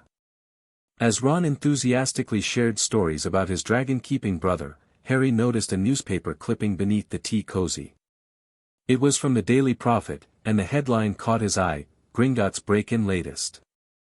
Harry picked up the cutting and read, "Investigations continue into the break-in at Gringotts on July 31st, widely believed to be the work of dark wizards or witches unknown. Gringotts goblins insist that nothing was taken. The vault in question, number 713, had in fact been emptied earlier that same day." Hagrid. Harry said, excitement rising. "This Gringotts break-in happened on my birthday. It might have been happening while we were there." Hagrid definitely didn't meet Harry's eyes this time. He grunted and offered him another rock cake. Harry reread the story. Vault 713 had been emptied earlier that same day. Had Hagrid emptied that vault? Was that the Hogwarts business Dumbledore had sent him on? Before Harry could ask, Fawkes let out a soft trill from his perch on the ceiling beam. Through their bond, Harry received a clear impression: this matters. Remember it. Harry tucked this information away, resolving to discuss it with Fawkes later when they had privacy. As they walked back to the castle for dinner, Harry thought about everything he'd learned in his first week. Hogwarts was full of mysteries, from Snape's connection to his mother, to the forbidden third-floor corridor, to Quirrell's strange turban that made his scar hurt, to whatever had been moved from Gringotts to Hogwarts. One thing was becoming increasingly clear: something unusual was happening at Hogwarts this year, and somehow, Harry was connected to it. News of Harry's Phoenix companion and his capture of Peter Pettigrew spread through the wizarding world like wildfire.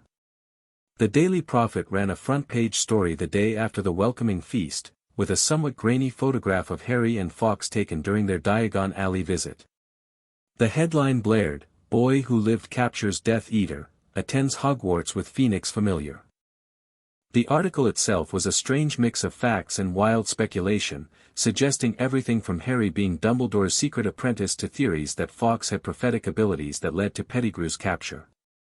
Most frustrating to Harry was the way the article glossed over Sirius's wrongful imprisonment, mentioning it almost as an afterthought. "They're making it sound like I'm some kind of prodigy," Harry complained at breakfast, pushing the paper away in disgust.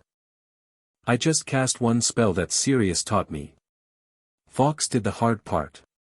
"But that's still impressive, Harry," Hermione pointed out. "Most first-years couldn't cast an Animagus Revealer charm even if they knew the incantation."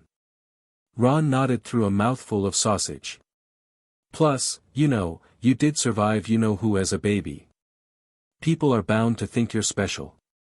"I survived because of my mother's sacrifice," Harry corrected. "Not because of anything I did." This was a point Harry insisted on whenever the topic of his fame arose. Remus had been careful to ensure Harry understood the true nature of his survival, that Lily Potter's love and willingness to die for her son had created ancient protective magic that rebounded Voldemort's curse. Harry's status as the boy who lived was built on his mother's courage, not his own power. The publicity had other effects beyond Harry's annoyance. Owls began arriving daily, carrying letters from witches and wizards throughout Britain. Some congratulated him on Pettigrew's capture, others expressed curiosity about his Phoenix bond, and a few contained bizarre gifts or requests for autographs. "You've got a fan club already," Ron observed as another school owl dropped an envelope adorned with hearts onto Harry's breakfast plate. Harry grimaced and added it to the growing pile he intended to have Remus or Sirius deal with. "I'm just glad the school wards prevent howlers. Sirius says not everyone is happy about Pettigrew's capture." This was true. While most of the wizarding public celebrated the revelation of Pettigrew's treachery and Sirius's innocence, certain factions were distinctly uncomfortable with the implications. Several prominent families who had claimed to be under the Imperius curse during Voldemort's reign now faced renewed scrutiny, as Pettigrew's capture suggested other Death Eaters might have escaped justice. The political fallout reached even Hogwarts. During the second week of term, Harry noticed Draco Malfoy watching him with increasing hostility. The blonde Slytherin had initially maintained a cautious distance, perhaps unsure how to approach the boy who lived with a phoenix on his shoulder. Now, however, Malfoy seemed to have decided on a course of confrontation. It began subtly: sneers in the corridors, muttered comments just loud enough to be heard, pointed remarks about attention-seeking during shared classes. Harry largely ignored these provocations, having been taught by Remus that responding would only escalate the situation. But during their first flying lesson, Malfoy's antagonism reached a new level. When Neville Longbottom lost control of his broom and fell, breaking his wrist, Madame Hooch took him to the hospital wing, leaving the class with strict instructions to keep their feet on the ground. The moment she was out of sight, Malfoy darted forward and snatched up something from the grass, Neville's Remembrall, which his grandmother had sent that morning. "Look what Longbottom dropped," Malfoy said, holding the glass ball up to catch the sunlight. Maybe if he'd given this a squeeze, he'd have remembered to fall on his fat backside. The Slytherins laughed. Harry stepped forward, Fawkes shifting on his shoulder. "Give it here, Malfoy," he said quietly. Everyone stopped talking to watch. Malfoy smiled nastily. "I think I'll leave it somewhere for Longbottom to find. How about up a tree?" "Give it back," Harry repeated, his voice still calm but firmer. On his shoulder, Fawkes ruffled his feathers, emitting a soft warning trill. Malfoy hesitated, eyeing the phoenix warily. Then his face hardened with decision. "If you want it, call off your overgrown chicken and come get it yourself, Potter." He mounted his broom and took off, proving that his earlier boasting about his flying skills hadn't been empty talk. He hovered level with the topmost branches of a nearby oak. "Come on then, Potter. Or are you afraid to fly without your bird's help?" Harry grabbed his broom. Hermione seized his arm. "Harry, no. You'll get in trouble. Besides, you've never even," but Harry wasn't listening. Blood pounded in his ears. He'd been patient with Malfoy's provocations, but this crossed a line. He mounted his broom, and Fawkes, sensing his intent, lifted from his shoulder to hover nearby. "Harry, don't," Hermione called, but he was already in the air, soaring upward with instinctive ease. The wind rushed through his hair as he pulled his broomstick up higher, elation filling him as he realized how natural this felt. Flying with Fawkes had prepared him well, though the phoenix usually carried him rather than the reverse, the sense of moving through air was familiar and exhilarating. He turned his broomstick sharply to face Malfoy in midair. The Slytherin looked stunned. "Give it here," Harry called, "or I'll knock you off that broom." "Oh, yeah." Malfoy tried to sneer, but he looked worried. Harry leaned forward and grasped the broom tightly, shooting toward Malfoy like an arrow. The Slytherin barely got out of the way in time. Harry made a sharp turn and held the broom steady. A few people below were clapping. Above, Fawkes circled, watching but not intervening. "No Crabbe and Goyle up here to save you, Malfoy," Harry called. The same thought seemed to have occurred to Malfoy. "Catch it if you can, then," he shouted, and threw the glass ball high into the air before streaking back toward the ground. Harry saw, as if in slow motion, the ball rise and then start to fall. He leaned forward, pointing his broom handle down, and next moment he was gathering speed in a steep dive, racing the ball. Wind whistled in his ears, he stretched out his hand, a foot from the ground he caught it, just in time to pull his broom straight, toppling gently onto the grass with the Remembrall clutched safely in his fist. Harry Potter. His heart sank. Professor McGonagall was running toward them, her face white with shock. Never, in all my time at Hogwarts, she was almost speechless with shock, and her glasses flashed furiously.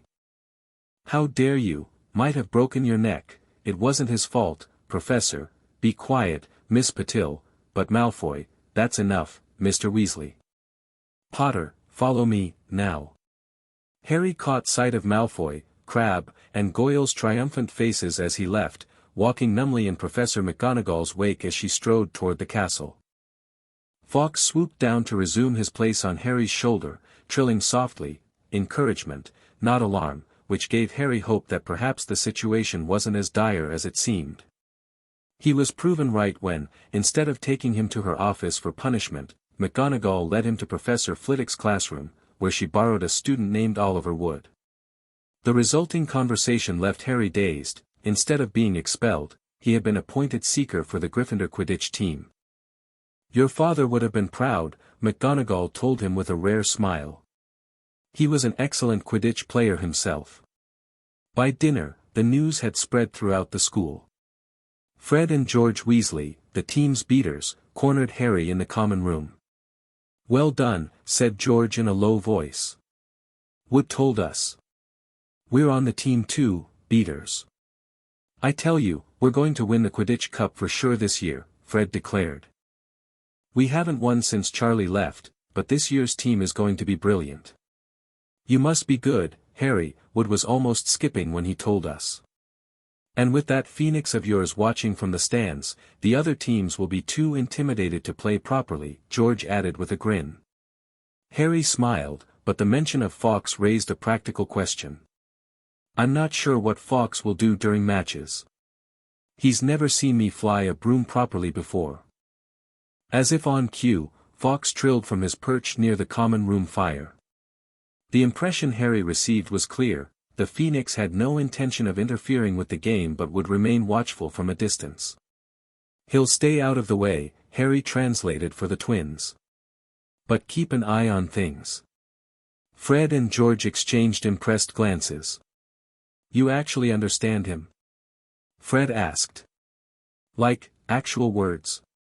"Not words exactly," Harry tried to explain. "More like, impressions and feelings. Sometimes images. It's hard to describe." This aspect of his bond with Fawkes fascinated many of his fellow students. Unlike a normal familiar bond, which offered basic emotional connection, Harry's link with the Phoenix allowed a degree of communication that bordered on telepathy. Hermione, in particular, peppered him with questions about the experience. "It's almost like having another sense," Harry told her one evening as they worked on homework in the common room. "I don't hear words in my head, but I know what he means, just like you know what someone means when they smile or frown." "And can he understand everything you say?" she asked, momentarily forgetting her Transfiguration essay. "Everything I say and a lot I don't," Harry confirmed. "Fawkes understands intentions and emotions as much as words." Ron, who was struggling with his own essay, looked up. "Can he help with homework? Because I could use some Phoenix wisdom for this rubbish about switching spells." Harry laughed. "He could, but he won't. Fawkes believes learning happens through effort." "Sounds suspiciously like Hermione," Ron grumbled, returning to his parchment. As September gave way to October, Harry settled into a routine. Classes during the day, Quidditch practice 3 evenings a week, and homework in between. The initial furor over his presence at Hogwarts gradually subsided as students became accustomed to seeing the boy who lived with a phoenix on his shoulder. But beneath this new normality, Harry remained aware of unresolved mysteries. His scar continued to prickle occasionally in defense against the dark arts, particularly when Professor Quirrell's back was turned.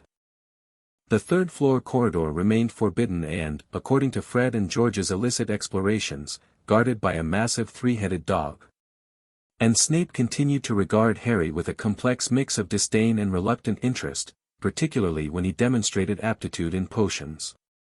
One evening in mid-October, Harry stayed behind after potions class, ostensibly to ask a question about the day's assignment. Once the other students had gone, he approached Snape's desk. "What is it, Potter?" Snape asked without looking up from the essays he was marking. "Professor, I was wondering if you could tell me more about my mother." Snape's quill paused mid-stroke. Slowly, he raised his head, dark eyes studying Harry intently. "Why ask me? Surely your godfather and Lupin have regaled you with tales of Lily Evans." "They've told me about her time with my father," Harry acknowledged. "But you knew her before that, didn't you? When you were younger?" A muscle twitched in Snape's jaw. For a long moment, he said nothing, and Harry thought he might refuse to answer or even take points for impertinence. But then Snape set down his quill. "We grew up in the same town," he said finally, his voice devoid of its usual coldness. "I was the one who told her she was a witch. She didn't believe me at first." Harry's eyes widened. "You knew her before Hogwarts?" "Remus never mentioned that." I expect there are many things Lupin hasn't mentioned, Snape said, a hint of bitterness creeping into his tone. Your mother was extraordinary. Talented, yes, but more than that. She saw value in people others dismissed. His gaze flickered to Fawkes, who was watching the exchange with clear interest. She had a gift for seeing the best in people, even when they couldn't see it in themselves. Harry absorbed this, treasuring each new detail about his mother. Were you friends at Hogwarts too? Snape's expression closed off abruptly. For a time. Circumstances changed. He picked up his quill again, signaling the end of the conversation. If you have no actual questions about today's potion, Potter, I suggest you run along to dinner. Thank you for telling me, sir, Harry said quietly. Snape inclined his head slightly, not looking up as Harry left. In the corridor outside, Harry paused, processing the brief but revealing conversation. Fawkes trilled softly from his shoulder. I know, Harry murmured in response. There's more to that story. A lot more. The Phoenix's trill conveyed agreement, along with something else, a sense that the past between Snape and his mother might someday become important in ways Harry couldn't yet understand. Halloween arrived with a feast of sweets and special treats. The Great Hall had been decorated with thousands of live bats fluttering from the walls and ceiling, and massive carved pumpkins glowed with candles. The scent of pumpkin pie and candy filled the air as students filed in for the evening feast. For Harry, however, the day held a somber significance beyond the festivities. Halloween marked the anniversary of his parents' deaths and Voldemort's attack. It marked the night Fawkes had chosen him. Throughout the day, Harry had been quieter than usual, his thoughts turning repeatedly to the parents he couldn't remember. Ron and Hermione had noticed his mood but respected his need for space, staying nearby without pressing him to talk. As they entered the Great Hall for the feast, Fawkes let out a soft, melodious trill that somehow conveyed both mourning and celebration. Several students nearby paused, moved by the Phoenix's song even without understanding its meaning. For Harry, the message was clear, remember, but also live. Harry nodded slightly, grateful for the reminder. He took his seat at the Gryffindor table, determined to honor his parents' memory by enjoying the life their sacrifice had given him. The feast had just appeared on the golden plates when Professor Quirrell came sprinting into the hall, his turban askew and terror on his face. Everyone stared as he reached Professor Dumbledore's chair, slumped against the table, and gasped, "Troll, in the dungeons, thought you ought to know." He then sank to the floor in a dead faint. There was an instant uproar. It took several purple firecrackers exploding from the end of Dumbledore's wand to bring silence. "Prefects," he rumbled, "lead your houses back to the dormitories immediately." Percy Weasley sprang into action, ordering Gryffindors to follow him in an orderly fashion. As they left the Great Hall, Harry felt Fawkes tense on his shoulder, head turning sharply toward the marble staircase. "What is it?" Harry whispered, pausing as students streamed past. Through their bond, Harry received an urgent warning, an image of Hermione, alone and in danger. With a jolt, he remembered she wasn't with them. She'd been crying in the girls' bathroom all afternoon after Ron had made an insensitive comment about her having no friends. "Ron," Harry grabbed his friend's arm. "Hermione, she doesn't know about the troll." Ron bit his lip, looking torn between following Percy's instructions and helping Hermione. "Fine," he decided. "But Percy better not see us." They slipped away from the Gryffindors heading upstairs and joined the Hufflepuffs going in the opposite direction, then ducked down a deserted corridor toward the girls' bathroom. They had just turned the corner when they heard quick footsteps behind them. "Percy!" hissed Ron, pulling Harry behind a large stone griffin. But when they peeked around it, they saw not Percy but Snape. He crossed the corridor and disappeared from view. "What's he doing?" Harry whispered. "Why isn't he down in the dungeons with the rest of the teachers?" "Search me," Ron replied. Fawkes shifted anxiously on Harry's shoulder, urging him onward with a mental nudge. They crept along the next corridor, following Snape's fading footsteps. He's heading for the third floor, Harry muttered. Can you smell something? Ron asked suddenly. Harry sniffed.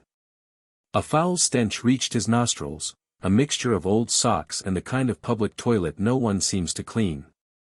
Then they heard it, a low grunting, and the shuffling footfalls of gigantic feet. At the end of a corridor to the left, a massive figure moved into view.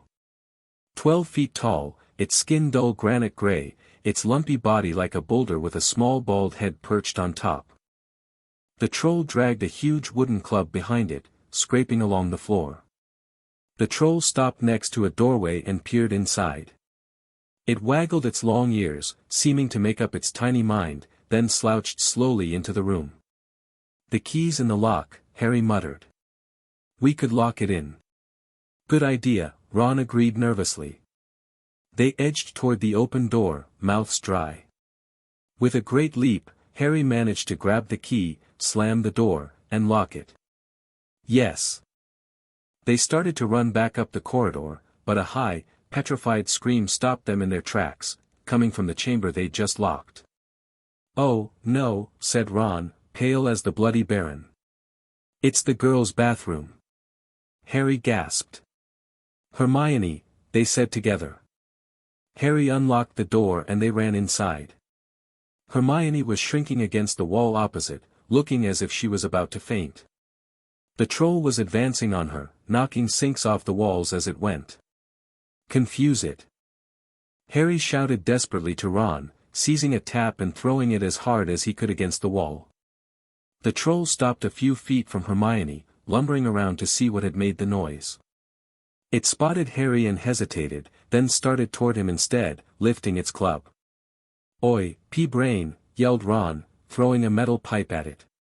The troll didn't even notice the pipe hitting its shoulder, but it heard the yell and turned toward Ron, giving Harry time to run around it.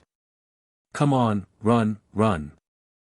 Harry yelled at Hermione, trying to pull her toward the door, but she couldn't move, still flat against the wall with terror. The troll was now within striking distance of Ron. Harry felt a surge of panic, then felt Fawkes leave his shoulder in a whoosh of wings. The phoenix soared straight at the troll's face, talons extended. Before the creature could swing its club, Fawkes raked its eyes with razor-sharp claws. The troll howled in pain, flailing blindly with its club. Fawkes dove and weaved, avoiding the wild swings while continuing to distract the creature. Harry, do something. Ron shouted. Harry drew his wand, his mind racing through the spells he knew.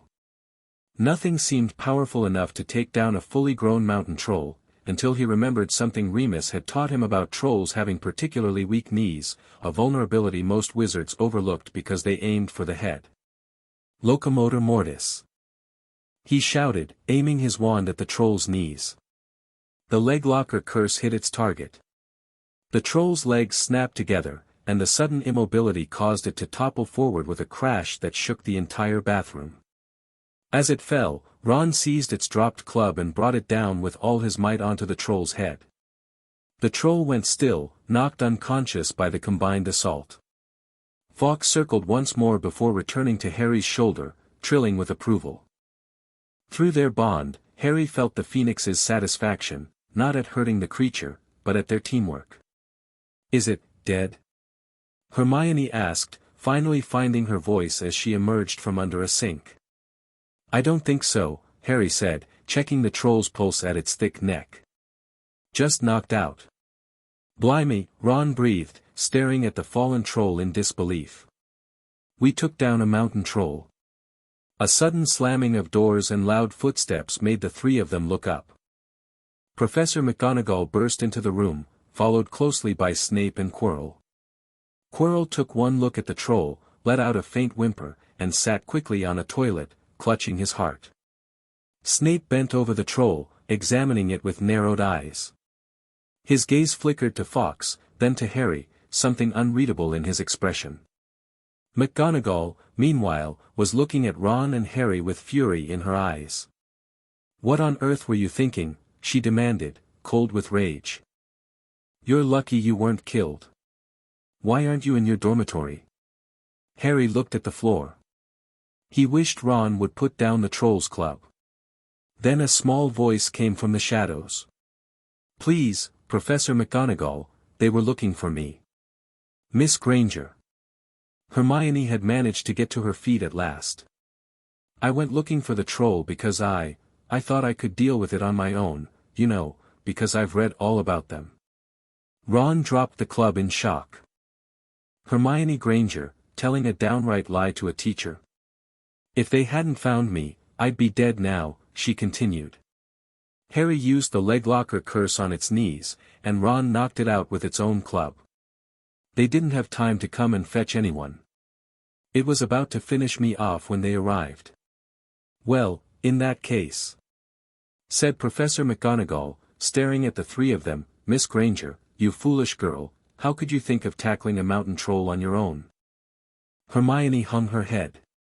"5 points will be taken from Gryffindor for this," said McGonagall. "I'm very disappointed in you.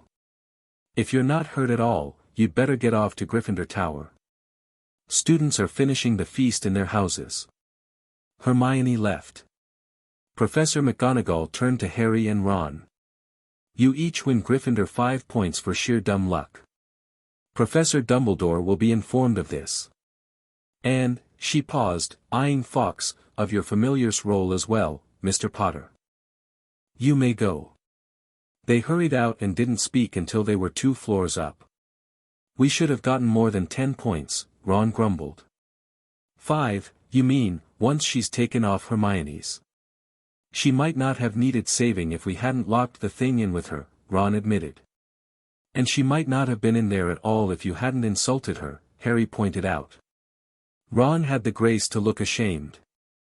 "Yeah, well. I was a bit of a git, wasn't I?"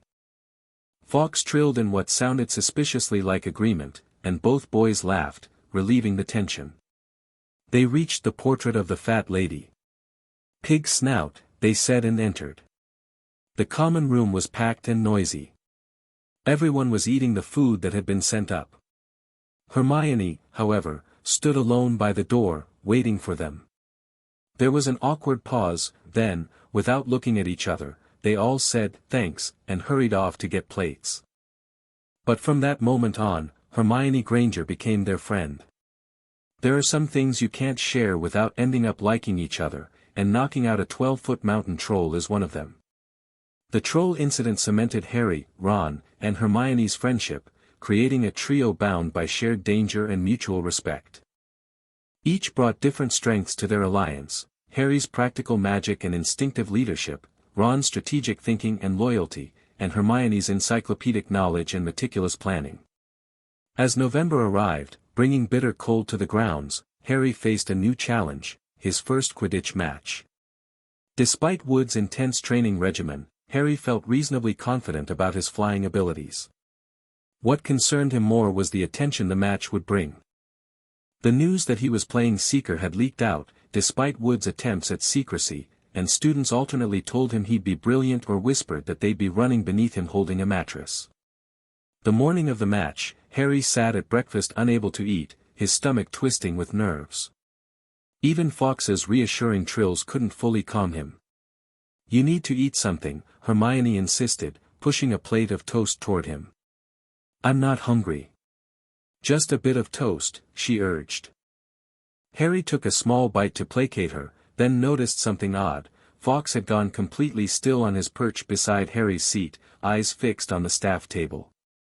Following the Phoenix's gaze, Harry saw Professor Snape limping toward his place among the teachers, his robes slightly disheveled, a tear visible near the ankle.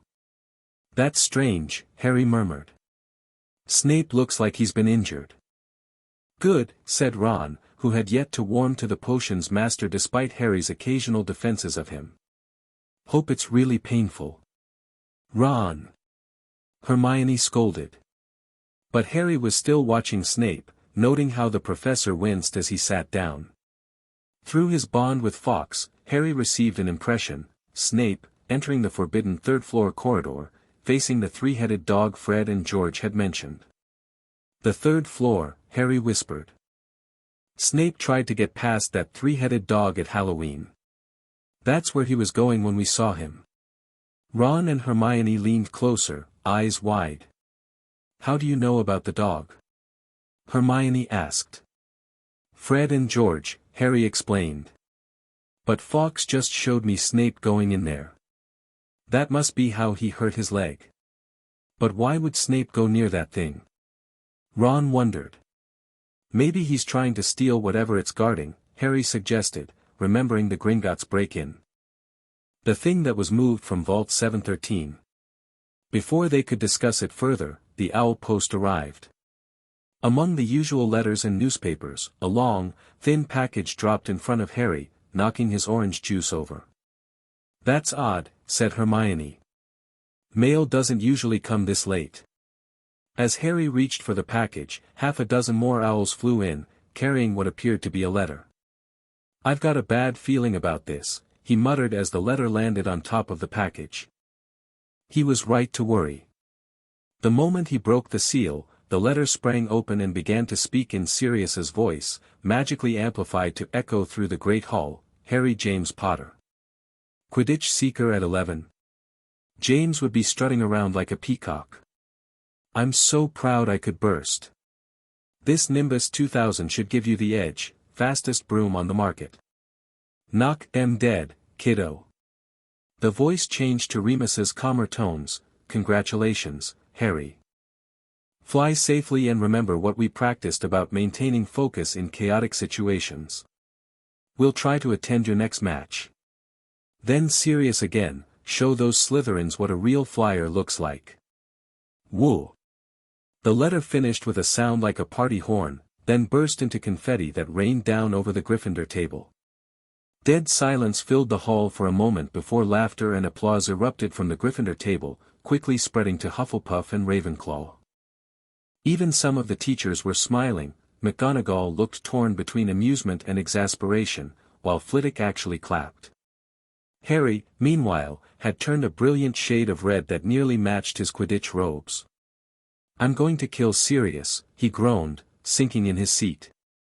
"That was brilliant," Ron declared, brushing confetti from his hair. "A Nimbus 2000. I've never even touched one." Despite his embarrassment, Harry couldn't help grinning. The package indeed contained a Nimbus 2000, gleaming with polish, its perfect twigs aligned in a streamlined tail. It was, without question, the finest broom he had ever seen. "You can try it after the match," Harry promised Ron, his spirits lifting. By 11 o'clock, the whole school seemed to be in the stands around the Quidditch pitch. Many students carried binoculars, as the field was so large that even from the stands it was difficult to see everything clearly. Ron and Hermione joined Neville, Seamus, and Dean in the top row, where they had prepared a surprise for Harry, a large banner reading, "Potter for President," with a Gryffindor lion beneath. Dean, who was good at drawing, had painted the lion, and Hermione had performed a tricky charm to make the paint flash different colors. In the locker room, Harry and the rest of the team changed into their scarlet Quidditch robes. Wood cleared his throat for silence. "Okay, men," he said. "And women," added chaser Angelina Johnson. "And women," Wood agreed. "This is it. The big one," said Fred Weasley. "The one we've all been waiting for," said George. "We know Oliver's speech by heart," Fred told Harry. "We were on the team last year." "Shut up, you two," said Wood. "This is the best team Gryffindor's had in years. We're going to win. I know it." He glared at them as if to say, "Or else." "Right. It's time. Good luck, all of you." Harry followed Fred and George out of the locker room, his Nimbus 2000 over his shoulder. As they walked onto the field to loud cheers, he spotted Fawkes circling high above the pitch, a streak of scarlet and gold against the clear blue sky. The Phoenix had left Harry shortly before he entered the locker room, apparently intending to watch the match from above. Madame Hooch was refereeing. She stood in the middle of the field, waiting for the two teams, her broom in her hand. "Now, I want a nice fair game, all of you," she said once they were all gathered around her. Harry noticed that she seemed to be speaking particularly to the Slytherin captain, Marcus Flint, a 6th year. Out of the corner of his eye, Harry saw the fluttering banner high above, flashing, Potter for President. His heart skipped. His friends were here. He felt braver. Mount your brooms, please. Harry clambered onto his Nimbus 2000. Madame Hooch gave a loud blast on her silver whistle.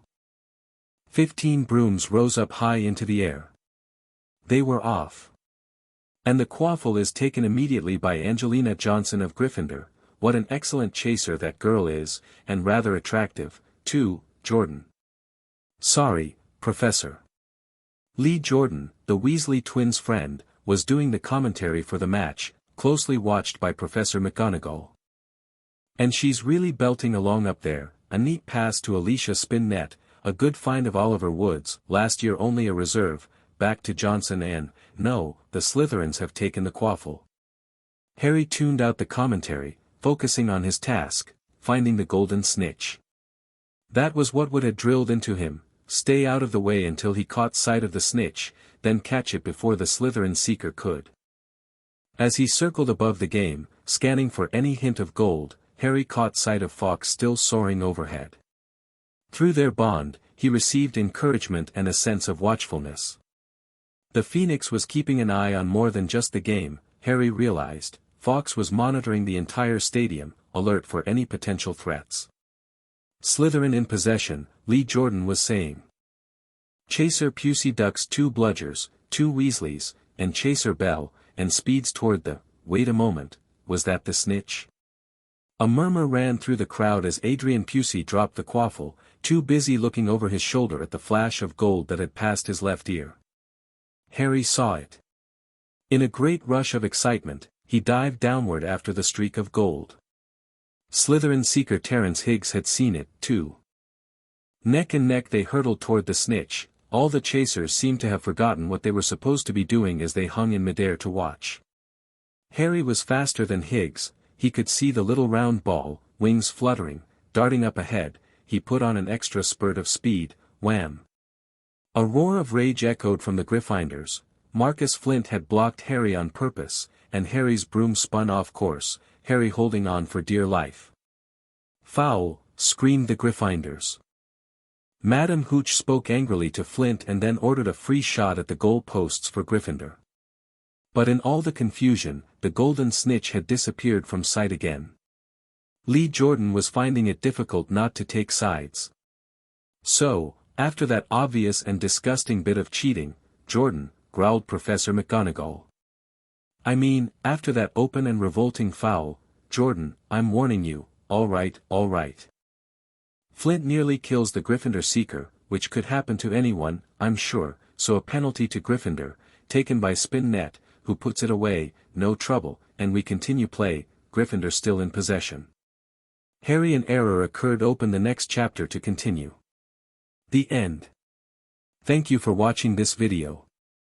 Please be sure to subscribe to our channel and like this video.